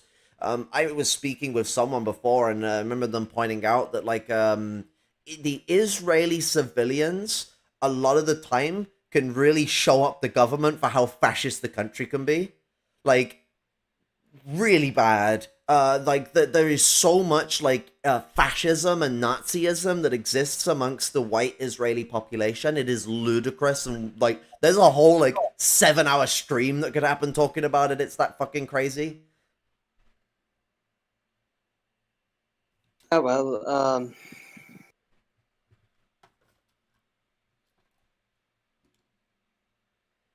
But yeah, my line of thought just was cut. I can fucking keep rambling. No, it's all right. It's all right. The floor is yours. You know, I'm really glad you did me the honor of showing up. I fucking what's it? Give a trans girl a chance to talk about gender and sexuality. I'm gonna fucking take it. Just jesting about, but yeah, no, it's good to allow voices that come from specific groups to speak out, because it allows people that otherwise, they're cis and don't know any better because they've had not enough experience with these things to get the direct horse's mouth of it and actually experience something that otherwise their livelihood might not have actually tried to come into, or without knowing they've actually met someone like me and they just haven't known it. But we're everywhere, you know. But the framework of this situation really comes into the way that, like, if we're talking about pink imperialism, Israel is the sort of shining goat. We see it all around the world. The West likes to push this idea that we're bringing the rights and democracy of our world, and everything's been painted in a, we're for black and gay people and trans people now. Look at how cool we are, as they bomb people to oblivion. Israel is very much within that limelight. The examples we've talked about throughout this video, they're shining in the same things that I could talk about with the British and the Americans and everyone else, where it's the use of women as a shield for the military to make it look more progressive, the use of the idea that Israel has a better order of rights about it for women, children, trans people, which is bollocks, because they might have laws that state that this and that exists. legalism is a very funny road for people to trail down. That I would really love people to entice legalism in America. It's legal to be LGBTQ plus in America. Are people going to deny to me that the fucking trans genocide is on its way, or like, are they actually going to accept reality? Like, and this is the same situation in places like Israel. Israel is fucking more bigoted than fucking like Turf Island is towards trans people. Like, I know this from like talking about my experiences with a trans person in Israel. Like, I'm not just saying this because I think it, for anyone who wants to be a contrarian little bitch who deserves a little good old slap around the face before a good rebuttal.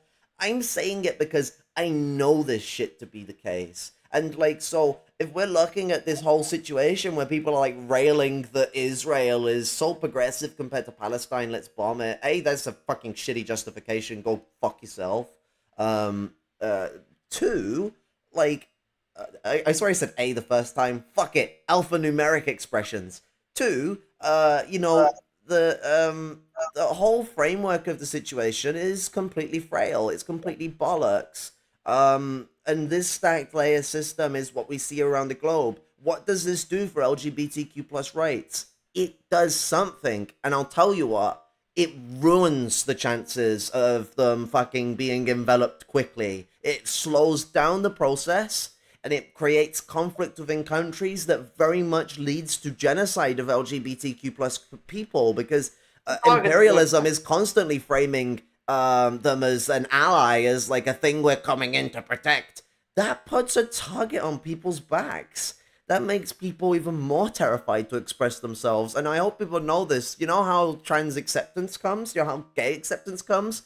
The capacity for them to express their pride in these things so people can actually experience it for themselves and not be told by some rich bigot how to think on the factor of it.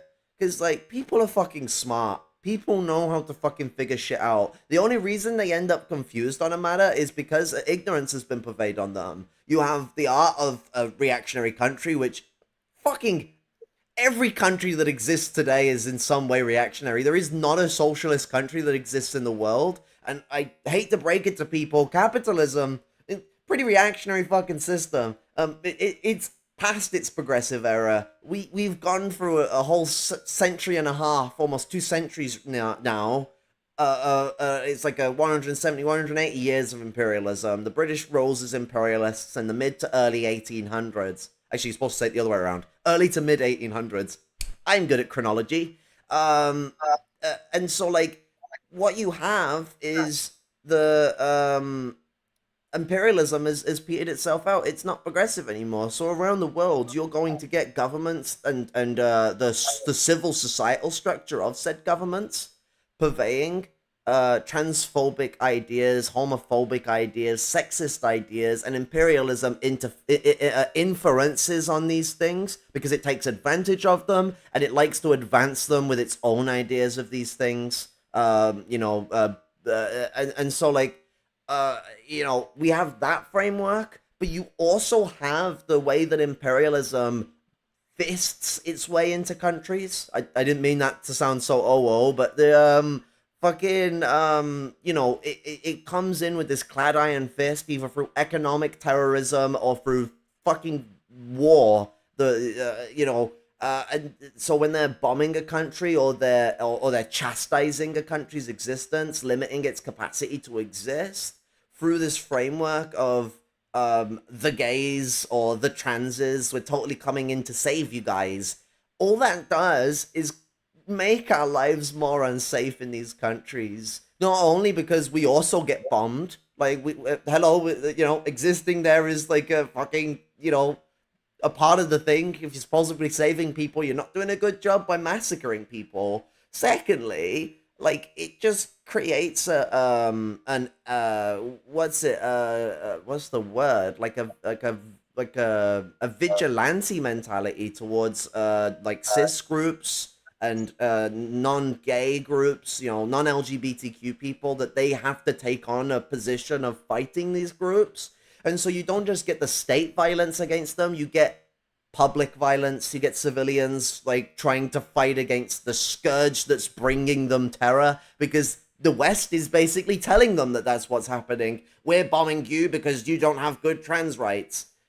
That's a framework to create genocide in so many different frameworks. Not just the fact that the wars that we typically engage in are very genocidal themselves, as the example I used with Iraq and Afghanistan.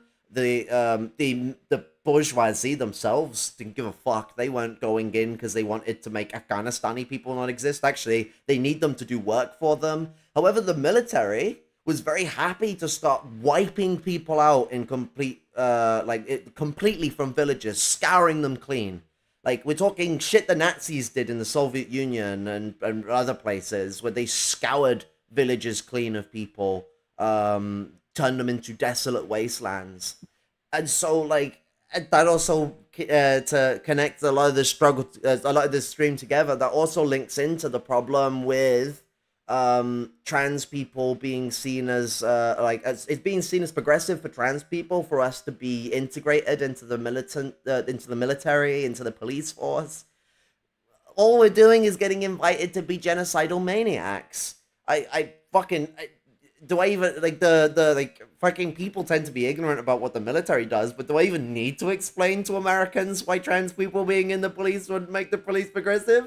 Like, they've had black police officers since like forever, and well, about that, reads out list of long names of black people getting massacred every year in the fucking thousands. Like, just a fucking footnote in the situation. We gotta look at this framework. These are bigoted institutions, and from the Israelis to the British to the Russians to the Americans to the Chinese to fucking we'll throw Japan in for the mix. Fuck it, spicy. Italy, Brazil, fucking Iran. Countries that have power, whether limited or extensive. These countries hold bigoted positions. Like, their framework is bigoted. Their actuation of supposedly progressive politics is bigoted.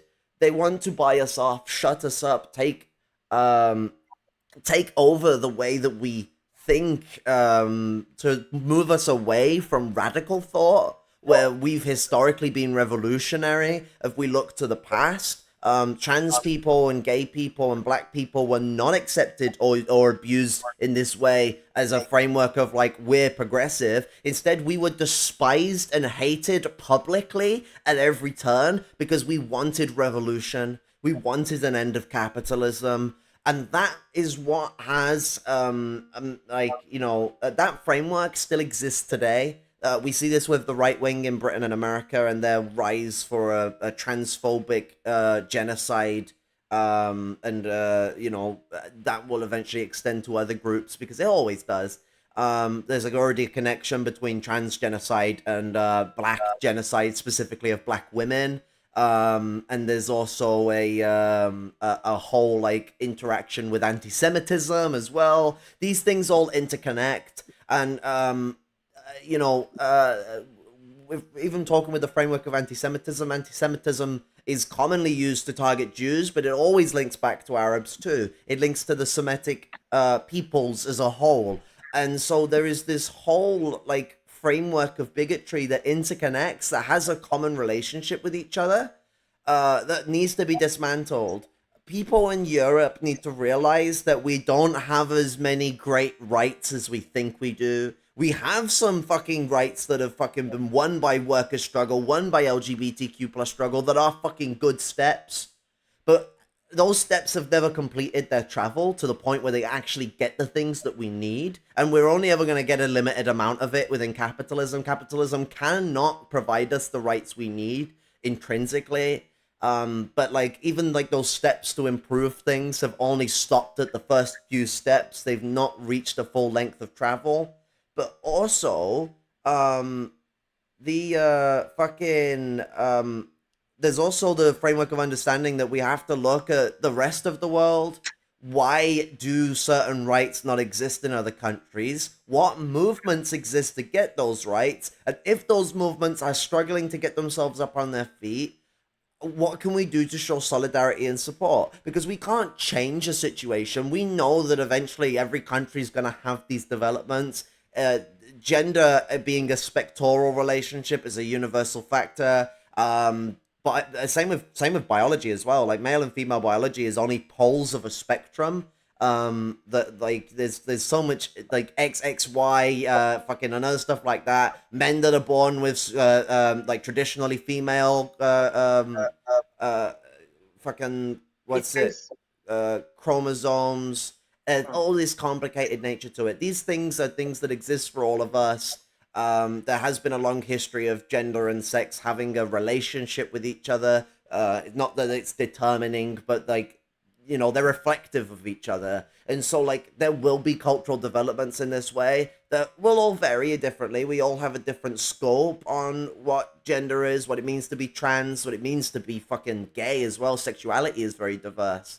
But these things will all happen, they will all occur, and if they're going to occur, we need to stop breathing down the throats of countries' right of self-determination for nations. That is the communist position, and anyone speaking shit against it, anyone pushing genocide, whether they want to call it that or not, whether they want to whether they want to accept that they're condoning the crimes of Israel, hiding behind the well, we want a two-state solution, we don't want to do any harmful stuff, but then they'll hide behind the Israel is so progressive they should be the model, like genocidal shit. And a two-state solution is genocidal because they're still taking half the land and they're still genociding the people within that area, and they still gain a dominant position because usually when these things are drawn up and halves are cut, the Palestinians don't get the profitable regions, they don't get the functional areas, they get the areas that they've already been getting oppressed within and have been getting fucking trashed to shit. So like the whole framework of it all has to come from an understanding that if we're going to have liberation of LGBTQ plus people around the world, colonialism, imperialism needs to Is be not the way to opposed, go. needs to be crushed. It does.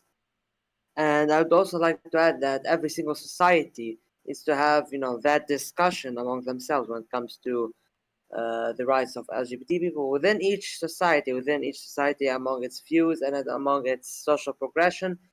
Certain societies are not in a position to hold such a conversation. For example, a society that's in the middle of a civil war or being bombed or invaded, I they mean, do not I have the luxury to sit down and talk about these issues I at would the current some moment. I would somewhat disagree.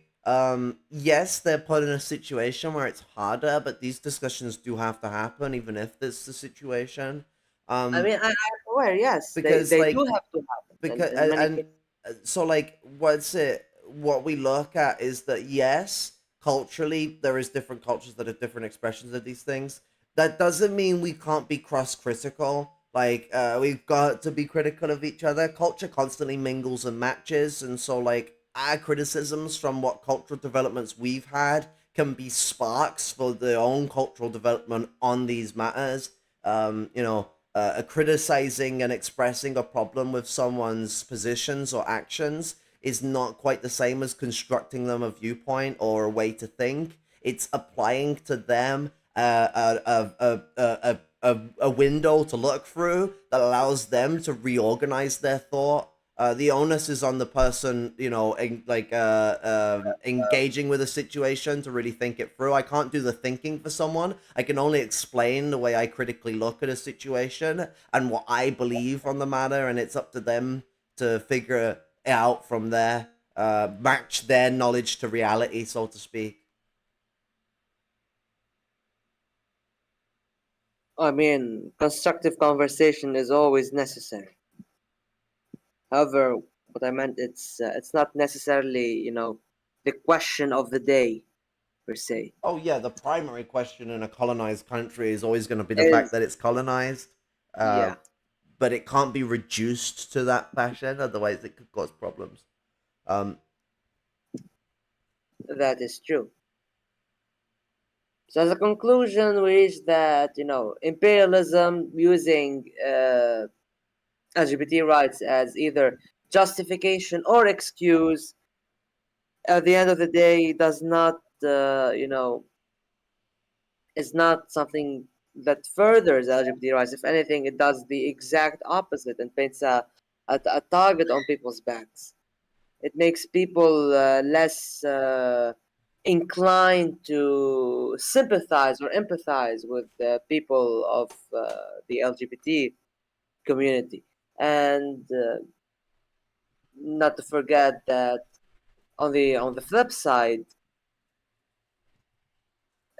pink imperialism, as you'd like to call it, would be using, but I'd just like to call it imperialism. It has always been the same thing, always been the same thing. It's just rebranding itself every 70 years or so to keep itself fresh. So, Fucking as, corporations are like that as well, constantly oh reframing my God, do themselves. not let me get started on corporations. Do not let me Fucking get. To finish my point about the militaries, on the flip side, imperialism also uses people of said community as tools of oppression in other societies, which is also backfires against the community itself. But do not let me start about fucking corporation. What can I say about fucking corporations in late stage capitalism are gearing up to become an abomination against nature and deity, whatever deity you believe in. It's an abomination against humanity itself. That's what corporations are becoming. Soulless fucking profit machines, exploiting anything and everything whenever it suits them, raising whatever flag they want, calling for whatever cause they think will profit them but they believe in nothing, they stand for nothing except the mighty dollar. That's what they fucking do. Corporations are ready to send death squads to kill people of color in another country to protect their interests, while also celebrating Black History Month in the United States, for example. It's oh god, it's like you know yeah, to like multinational fucking corporations are the peak of fucking hypocrisy on this fucking planet, and I have such a hatred for them beyond belief. And the corporations today are stronger than fucking governments. They're stronger than governments. I mean, They like have more. it's like it's nice to see like flags and stuff everywhere of our shit, but like for what reason? It's like when I see a corporation stick an LGBTQ flag on it, I don't go, "Ah, I feel represented." I go, "Well, you bastards ain't honest." Because if we look at like the behaviors of like 90% of these fucking corporations, they're engaged in some fucking shit, if not Shady shit. 100%, where they're involved in abuse of countries that causes a restriction of development, of progression within culture, within rights. They're involved within practices that involve white supremacy, bigotry towards LGBTQ plus people. A lot of corporations have involvement with white supremacist groups massively, and we see an intersection between white supremacy and homophobia and transphobia, as well as racism. Well, that one was a bit obvious, but Yeah, and corporations, as I was saying, nowadays are stronger than government. They can keep tabs on us better than any government intelligence agency can. Nowadays, in this information age, and corporations, even back in the 70s, managed to fucking cause regime changes through bloody coup d'etats. I mean, look what happened in Chile. Chile back in the early 70s. Look what almost had happened in Bolivia not too long ago, a couple of years ago, 3-4 years ago, maybe. With the whole Elon Musk supported failed coup in Bolivia. I mean, listen, the system in Bolivia is a social democracy, but if you ask me, I'd rather Evo Morales over whatever the fuck was gonna replace him. yeah, I mean, like, usually you're gonna want to deal with a social fascist over an actual fascist, because at least the Yeah, one thing with them, Stalin points this out as well when he's criticizing social democracy as social fascism, is that at least these quote bourgeois pacifists end quote. I love the way he puts it in quotations. while they exist, there's a little more freedom to move as communists. Like, we normally are legally allowed to exist, not all the time, but normally we're legally allowed to exist during social democracies than we are, under fascism. And so, like, it gives us a greater advantage to move. As soon as someone, like we gotta think, what was it that got Evo Morales kicked out of government? Because, I mean, there's a lot of problems with him. Guy's engaged in some pretty dodgy shit. He didn't get kicked out for that, though. No, he got thrown out because, couped against, because he was, like, granting rights to indigenous people. Now, the full bearing of those rights and how far they go, that's another question. But, like, literal, like, language rights and other stuff like that is very progressive stuff, nevertheless. No matter how much capitalism is obviously going to be stagnating these developments and getting in the way of it, hindering progress. That's the right way of putting it. And so, like, what was he removed for? Well, white supremacist fascists didn't like the fact that a guy with indigenous heritage was giving indigenous people rights. Because I'm pretty sure Add to that nationalization of resources. To a certain degree. I mean, they were also, like, selling it out to China. What was it? China was going to get, like, 48% of lithium production with the deal they were doing. I am not completely aware. Compradors, they whether they're softer or harder, they always end up being the same, in a sense. Unfortunately. Capitalism relies on imperialism. It's one of those. But like a social democrat is better to deal with than an outright military dictator fucking killing people in the thousands and throwing them in ditches. And corporations have that power. Elon Musk had pushed for that coup d'etat to be sponsored by the United States because he also wanted the lithium. And the people who did pull off the coup, even if they were not successful in the end, they had other incentives to start it. As you said, and giving indigenous people some rights, some progressive laws to protect them, to protect their language. But at the end of the day, it was sponsored and given the go-ahead by institutes that meddle in other countries' affairs, and these institutes had the incentive by a rich fucking bastard who wanted his lithium. So corporations have this power, and for corporations, after doing all this shady, dodgy, murderous, fucked up shit around the entire world, to come in and say, well, we are here to fight for LGBT rights or black people's rights or for peace on the earth. Like, shut the fuck up. It's like Disney and Ron DeSantis fighting each other in Florida. It's like someone shouting at a mirror. Yeah, that's how I fucking feel. It's copy wobble of the highest order. People speaking straight out of their ass. Like, when anyone turns around and, like, waves the flag of, like, oh, the corporations are representing us, it's like, and what are they doing? I mean, like, visibility is always a great thing. People seeing a flag is not visibility. People actually seeing us and what we have to say, especially people of color that are trans. Like, because there's a lot of voices out there that are white, like YouTube, you look at it, a lot of white voices out there. Some of them even just straight up traitors, Blair White.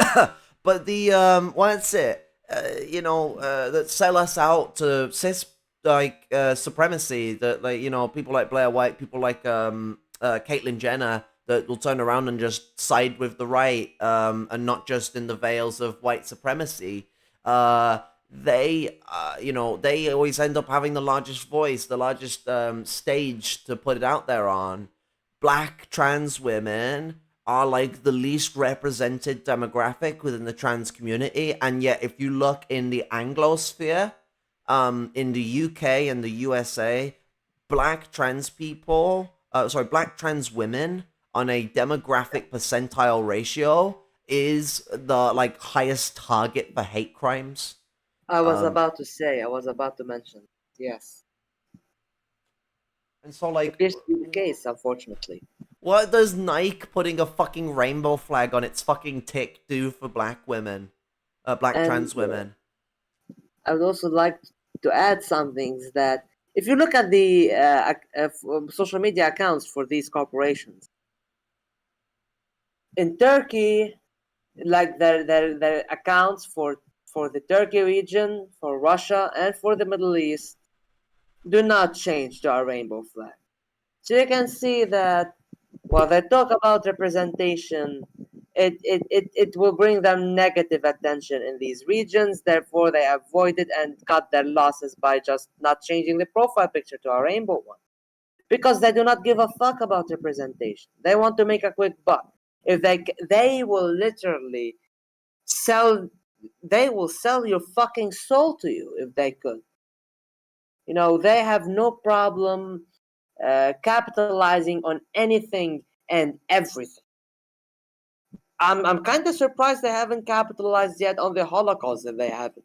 I mean, I don't see. I mean, Israel's kind of already beat everyone to that one. I mean, okay. That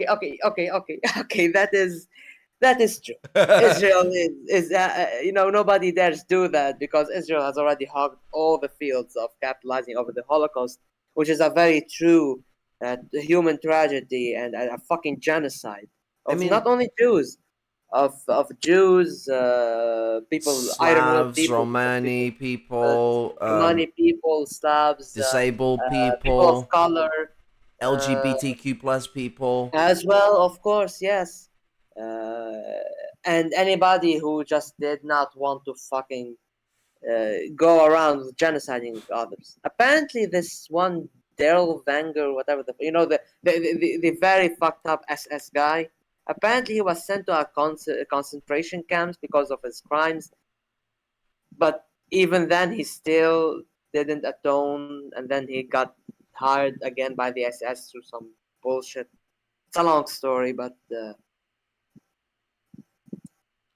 I did not know why I mentioned him. It's considered a fucking fun fact. It's a weird situation. The Nazis had a lot of internal contradictions. The Nazis were the regime of contradictions, I'd say.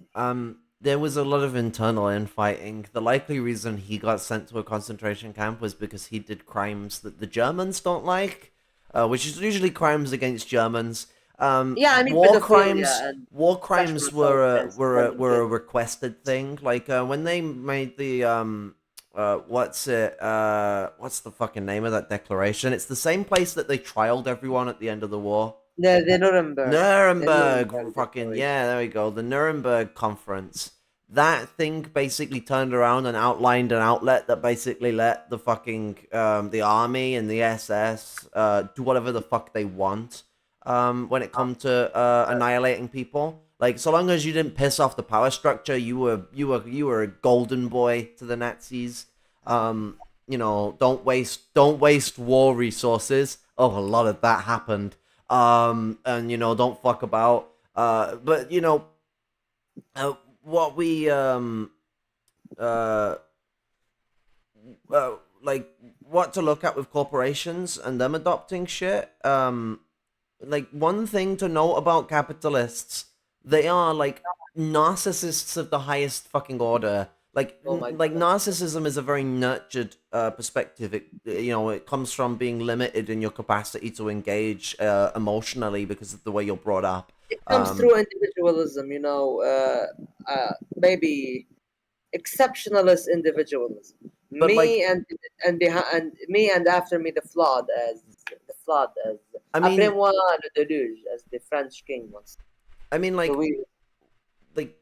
with capitalists, it's more complicated because like that individualism is much like clearly expressed through the petty bourgeois.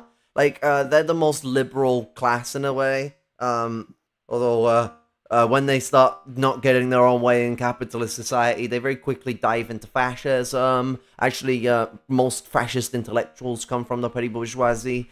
But and they're funded by the bourgeoisie then. The bourgeoisie are much less careless. They've actually reached a level of individualism where they don't give a fuck about thinking about it because it is so normal to them. Like, they have full class consciousness within society, so they're so normalized to their individualism that it's like a second it's like second thought. It means nothing in a way, like, because like it's so ingrained to them, but it's It means everything second about how they nature. operate. They are so individual that they act like ships. Like it's been reported that the loneliest people in society are billionaires. Billionaires are incredibly lonely, but the point I want to get at is that the moral scope that they operate in, both by class culture and by literally how that class culture interacts with their psychological way of thinking, creates a level of narcissism that you will have never seen before in your life in person directly, or like gone through. And I've dealt with fucking narcissistic abusers. I know the type of ways they act, and they're terrifying. They are nowhere near as terrifying as cutting out. They're nowhere near as terrifying as a capitalist is. A capitalist is on a completely another level. They are so uncaring about like moral justification or like what harm things materially do to people. They don't give a shit. All they care about is, does my profits increase? And that's why more and more over time it's been harder for like even the social democrats to try and get capitalists to move onto a position that would stabilize the system at home, because capitalists in the billionaire era have become so high and mighty on their own floating thing. They've managed to top themselves. They already were this bad 100 years ago. Like, they always have kind of been this bad. Big capitalists have this motion, this complex, this bigotry. We could bring up the late 1800s for this, and the early 1900s, with the way that capitalism kept trying to push everything into a state of destitution, working workers for fucking pennies a pound. But there was still actually a formalization of progression that changed things. And why? Because workers rose up and those capitalists shat themselves. Capitalists don't budge unless they're forced to budge. There has been periods where they've had more progressive angles to this budging. Stalin commented on this about the British capitalists at one point. But that doesn't exist anymore in the first world. They're not very eloquent with this, because all they do is just, we've given you guys rights, we've put your flag on our thing. They don't actually go and put the money into society that they fucking have, the surplus labor fucking, the excess capital that they have. I can't remember what the term is. There's a term for basically when capitalists are big bourgeois, where they get so much more capital than they're supposed to get. Then what is their actual initial profits? That's the term I meant to use. All the money they get, they're not supposed to get. But the and basically like that surplus capital is usually what's used when invested into society to basically break like proletarian struggle, buy off the working class, buy off society, raise a labor aristocracy within the middle class that holds a petty bourgeois class culture while being themselves actually proletarians.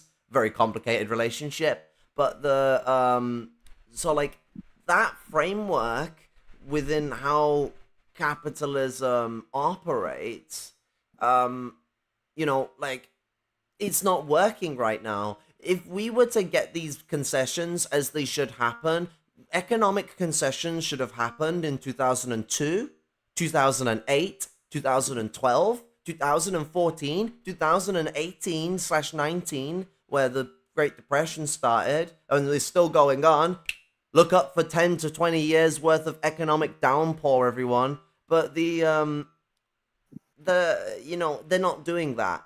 We're having the same problem we had in the 20s and the 30s, where the capitalists were not budging during an economic crisis to buy off the working class. The British did a better job than the Americans initially at this time. The summit that was being commented on in the 20s, the British capitalists were shitting themselves about the rise of working class struggle, and so they moved to trying to buy off, which is when, people like Stalin are commenting on. The Americans went the other way. When the president himself, who was already in power at this point, he got in power in 1929, 2 years after the Great Depression started, when he started trying to fix things, which wasn't his initial idea, he actually had to move into that position because, well, the communists and the massive working class struggles in general were rising up, and so like he was shitting himself like any capitalist should be, and he turned around and put a pressure in for a change in economics that would actually fix the crisis and put money in the pockets of workers, as his statement was. And like he had to write a fucking letter being like, yo, if the fucking big bourgeoisie knew what the fuck I was doing for them, they would fucking thank me. And that's their framework. You have the bourgeois aristocrats that like will realize shit is fucked, and like try and shift the boat, but they're outnumbered by the ones that are being lobbied, by the ones that are going about. So there's this like squabble that's going on between them. Petty bourgeois aristocrats are much quicker to notice these problems, much quicker to want them to be pushed to change, but they have much less power to actually actuate these changes. And actually, this doesn't go for petty bourgeois aristocrats. It also goes for petty bourgeois, like actual owners of capital, capitalists. People like owners of private property, small business owners. Those people notice that shit's fucked pretty quickly and want it to change. And where's the change coming from? What was Barack Obama? Hope and change, hope and change. We're still in the same shit that we've been in since the 97 crash, the 2002 crash, the 08 crash. It's just getting worse and worse. It's not getting better. Where's the hope? Where's the change? And so, like, they're not able to steer the ship. It's becoming too big to turn. And, like, basically what's going to end up happening is a drastic shift in the way that the capitalist environment goes. But to note about capitalists, they do not care about morality. When they stick your flag up, they're sticking it up because they want your money. They want your money, and they want people to not oppose them for being the bigots they are. Like fucking M&Ms will stick the fucking LGBT flag on it. You know what the M&Ms are engaged in Africa? Slavery.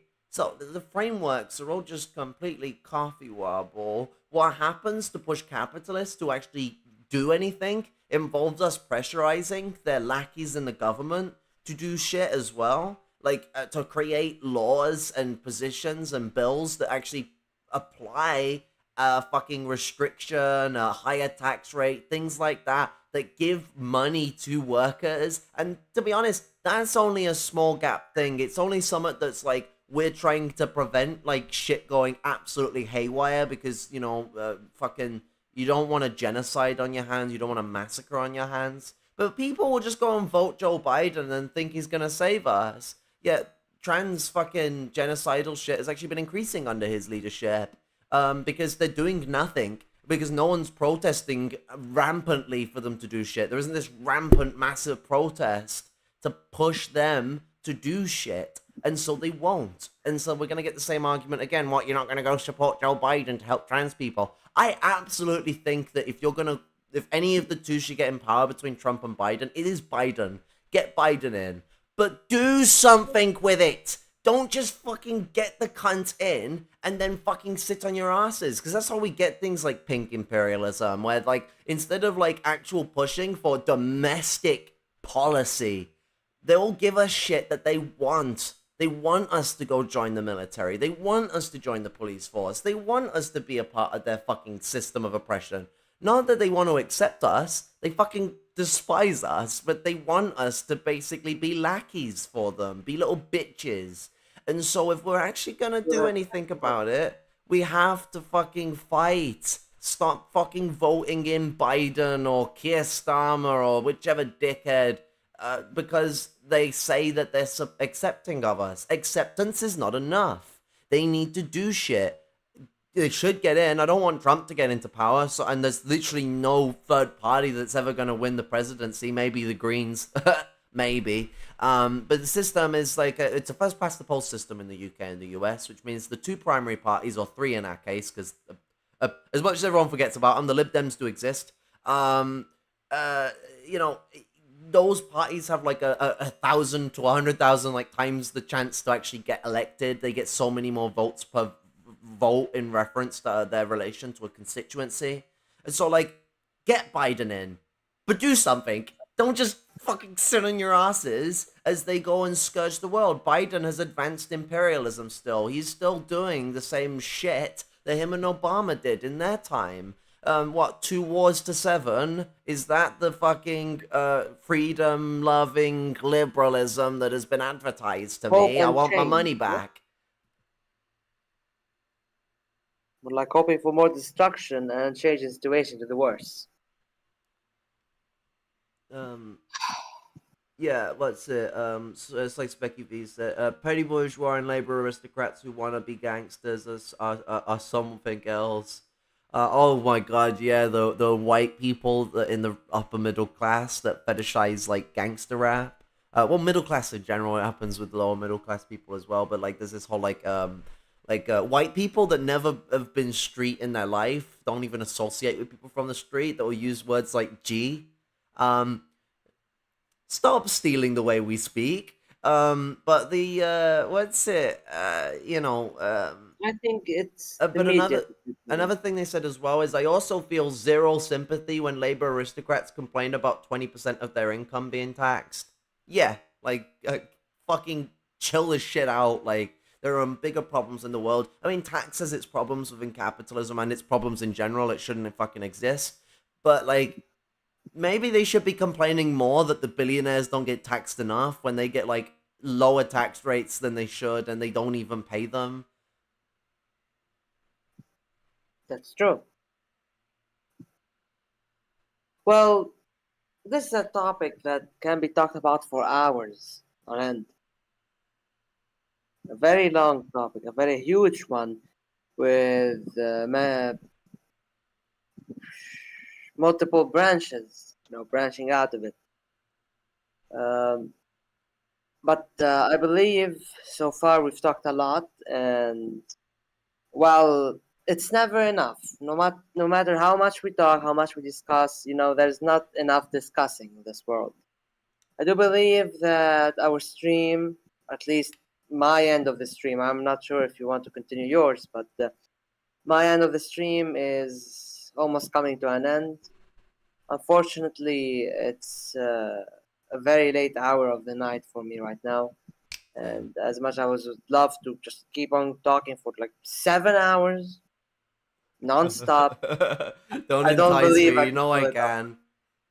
You can, but I really can't. I don't intend to either, to be honest. We have talked about a lot of stuff, got into different relative topics and how they relate to the situation. I mean, like, it's bigotry in general that comes into this. You can't really talk about LGBTQ plus issues without having to talk about working class rights, black rights, and people of color rights in general. So, like, there's a whole, like, interconnected framework between this.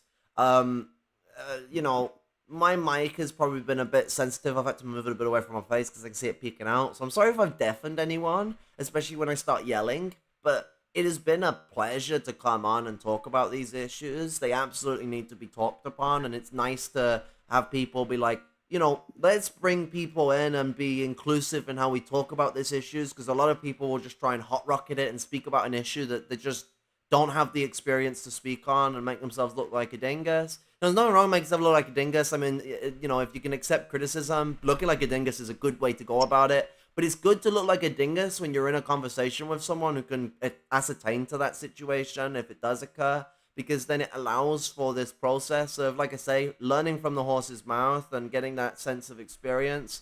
I should say that to people, never be afraid of being wrong. Be openly wrong if you've got an idea wrong. Don't be afraid of it, because at the end of the day, you say something that's incorrect to me, I'm going to criticize you before I start losing my shit. I'm not just going to fucking, like, unless you say literally fascist shit, I'm not going to fucking blow the goat. Like, don't blow the goat. But Or at least try not to. Yeah, I mean, like, there's a chance that things could get spicy, but 9 times out of 11, nice. Oh my god, no. the No. what's it? 9 times out of 11, the situation ends up being a cause of criticism because I mean everyone has a right to be wrong, like, and everyone has a right to learn. We all make mistakes. An example I always use is I engaged with a minor. That's not young person. That's choppy minor. He was like 80 something, like far from being a young person.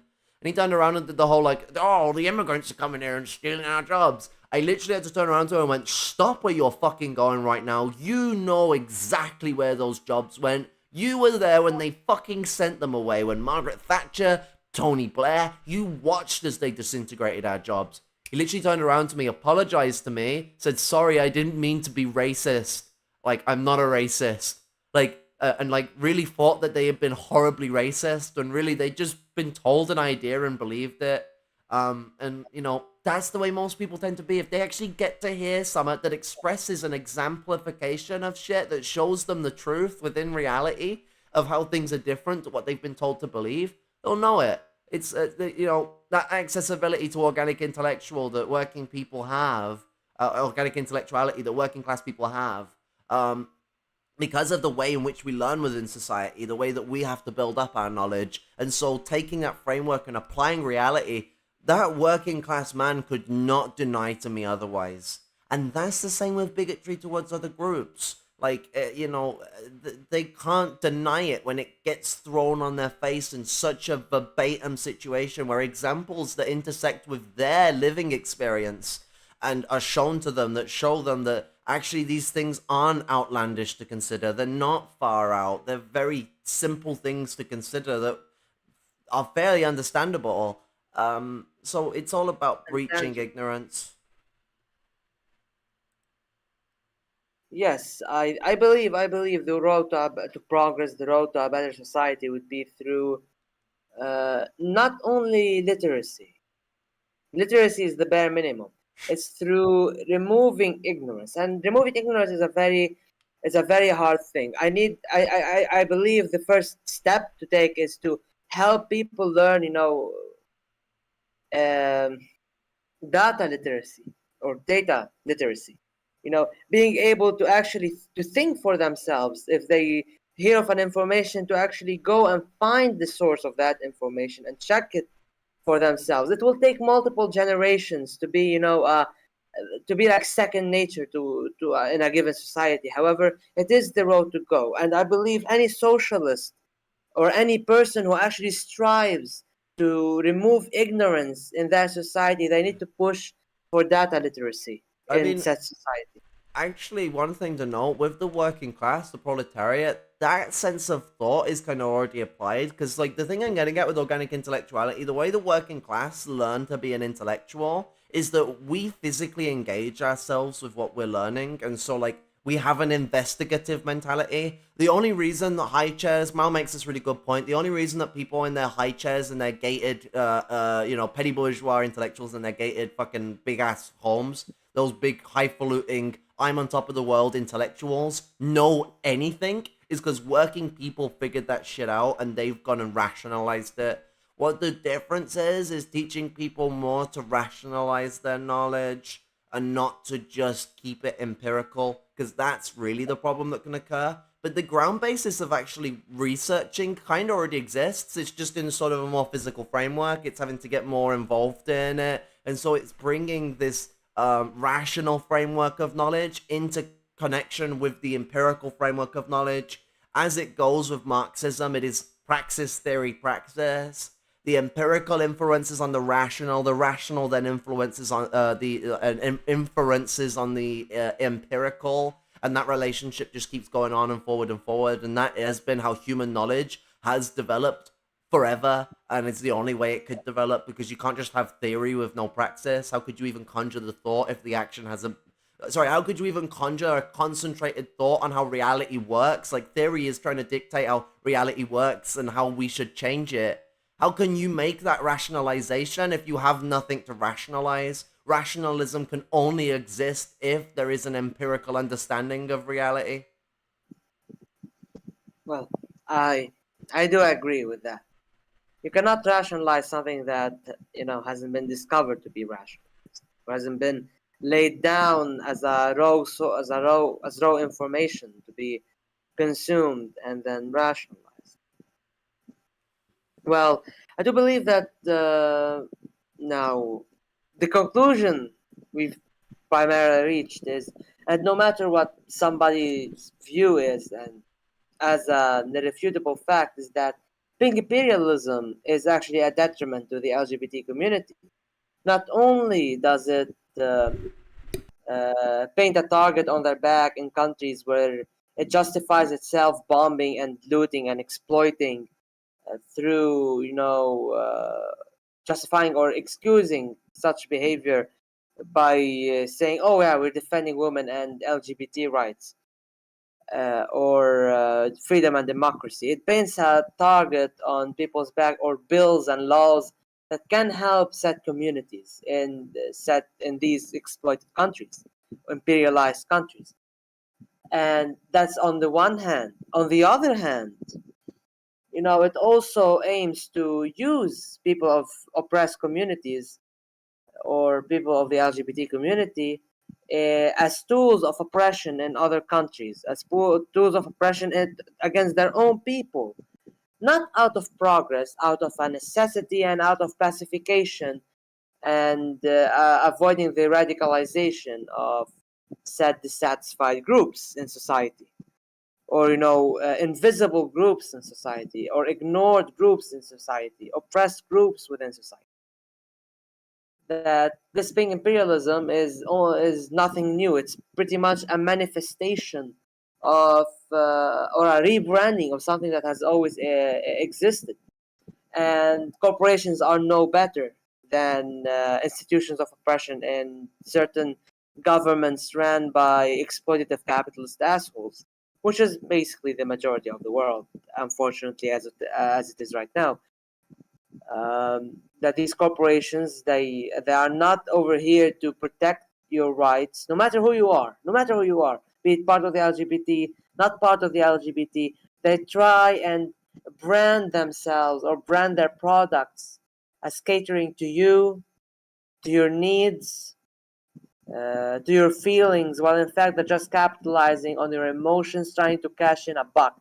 They have no problem selling your soul to the devil and getting some fucking interest on top of that.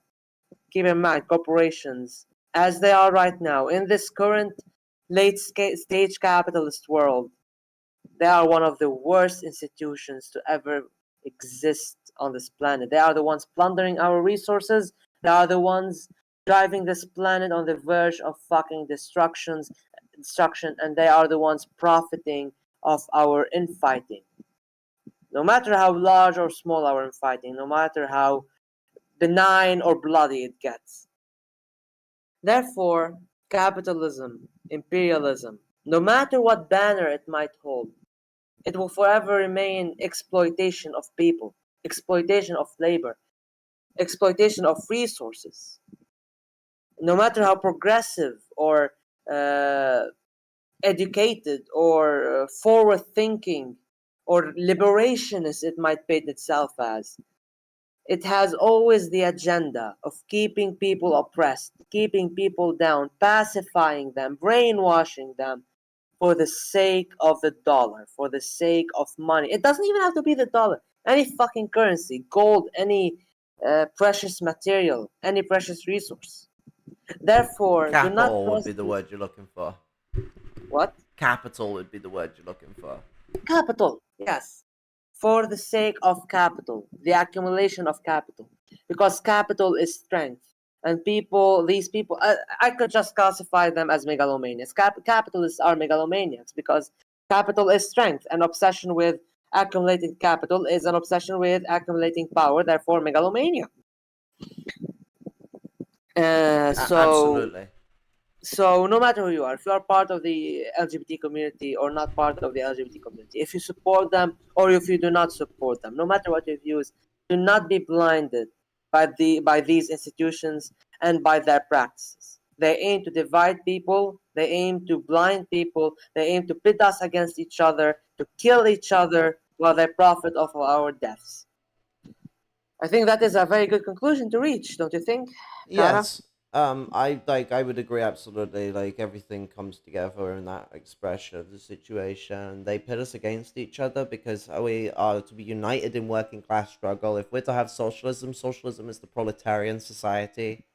Well, if they split us up, we can't have that. There is no proletarian without a unification of the different minorities that exist within the proletariat, whether they be LGBTQ plus, black, people of color in general, disabled people. Hello. Indigenous The people. what's it? Fucking this framework will not allow for revolution. If they pit us all against each other, we're just going to be fighting each other and not fighting the people that we should be fucking fighting, which are the capitalists within our own country, and then aiding revolutionary groups that are fighting capitalists in other countries. Solidarity and international support. We don't invade other countries. We don't support the invasion of other countries for the change of dictator or whatever the fuck. Like, there is no such thing as the "I'm invading you to liberate you." Like, like when the fucking Soviets were fighting the Nazis, they weren't trying to liberate Germany. They were helping liberation movements throughout Europe to liberate themselves from Germany. That's a thing to know, because a lot of people go use that example. Oh, what about World War II? It's like, you know, shit, there's a war there, because like Germany had already invaded other countries to hold them, and the Soviet Union, as a socialist country, also under attack, took on a role to help aid liberation groups. Now, unfortunately, the Soviet Union very quickly took horrible positions after that. But not to start another conversation, this situation occurs within a very specific confined framework that doesn't exist anymore. And when it happened the last time, it went wrong. Like, we must understand that there is no like righteous invasion. It's an invasion. You invade someone, you're invading someone. There is fighting invaders. There is aiding liberation groups in fighting invaders. There's taking up that ante. But when you start invading a country to put your will over that country, that's a funny thing called colonialism. It's the framework that countries still apply to this day in absolution. And so if we are to beat capitalism, we gotta stop squabbling amongst each other and just show some understanding, take an ear to listen. Like, it's a lot of white people, like, who have been like avid white supremacists, have been like completely changed as people just by socializing with black people, just by speaking with them. So like, anyone watching who has bad ideas or confused ideas, ignorant ideas on people like myself or other minority groups, consider speaking to us more before you make a decision. Because if your decision is supposedly so righteous and correct, speaking with me or anyone else is not going to convince you otherwise, because you're so righteous and correct. But let's be real, I don't believe you are, but I believe, and I also believe that someone who is capable enough to think critically about shit will listen, hear me out, hear what I have to say and what any other group has to say, and get that interminglement and learn a thing or two. And if you still disagree with it, we're gonna come to fucking arm's lengths, and there's gonna be some fucking conflict, because obviously there's gonna reach a point where it reaches that state. But I don't believe that's the way most people will go. I think most people that are working class are very reasonable, and they have been convinced of ideas because of propaganda and bigotry pushed by people in powerful positions within civil society. So just take the time to speak and listen, and have an open mind when you do it. Be honest about the things you feel, but put them in contention. Allow them to be criticized. Allow yourself to see things from a different point of view. And then tell me if you still believe the same shit, because I don't think you will. I know so many people that have changed like that. And at the very least, expanding your horizons, learning what your opposition, quote unquote, believes, it's better than living in ignorance. Well, I think we've said all we needed to say for now. Yeah. Well, that was a good stream, and thank you very much, Kara, for being my guest here tonight. And More than thank you happy. also for having me on your own stream, on your own channel at the same time. I'm more than happy to. I think it's been a fruitful conversation, and I hope that our viewers have, benefited from watching us both. I will be adding a link to your own stream later on once my stream becomes a video. It gets, analyzed by YouTube and all of that. and I hope in the future we'd have also more collaboration such as this. Yeah, It's a- I'm always happy to. I'm glad to be able to get some of my trans anger out on the table. Got a lot of angry stuff to say about this topic. But it's no, it's been fun to be able to breach some of the ignorance that this shit causes, because like a lot of people very rightly get very displeased by the way pink imperialism impacts their country, and understandably so. And so being able to entice the fact that this ain't us, chief, is a pretty thing to go about with, and allows for that solidarity that needs to exist between like people in the first world and the third world in general, but also like LGBTQ plus people from the first world to the third world, because internally we have a white problem here in the LGBTQ plus community. Externally, it's a massive issue because of its relationship with imperialism. So I'm more than happy to get to talk it. Uh, well, thank you again for coming on. And I want to also, as I close down, I want to also remind everybody of the disclaimer I've put at the beginning of the stream, that the views expressed here from our dear guest, whoever the guest might be, might not exactly reflect the same views the channel might have. There might be some contradictions in point of views, and some intersection in point of views. However, as long as they are, it's a respectful conversation. It's always a good conversation. The thing also goes for me on my guests' channels. It does not reflect their views per se. My views don't exactly reflect theirs. So there might be contradictions. There might be points of agreements. As long as there is a respectful conversation going. Thank you all for watching, both on the Bad Arboid channel and the Lumpen-Maoist channel, Lumpen-Maoist News. I wish you all a good night and a wonderful weekend. Take care, everyone.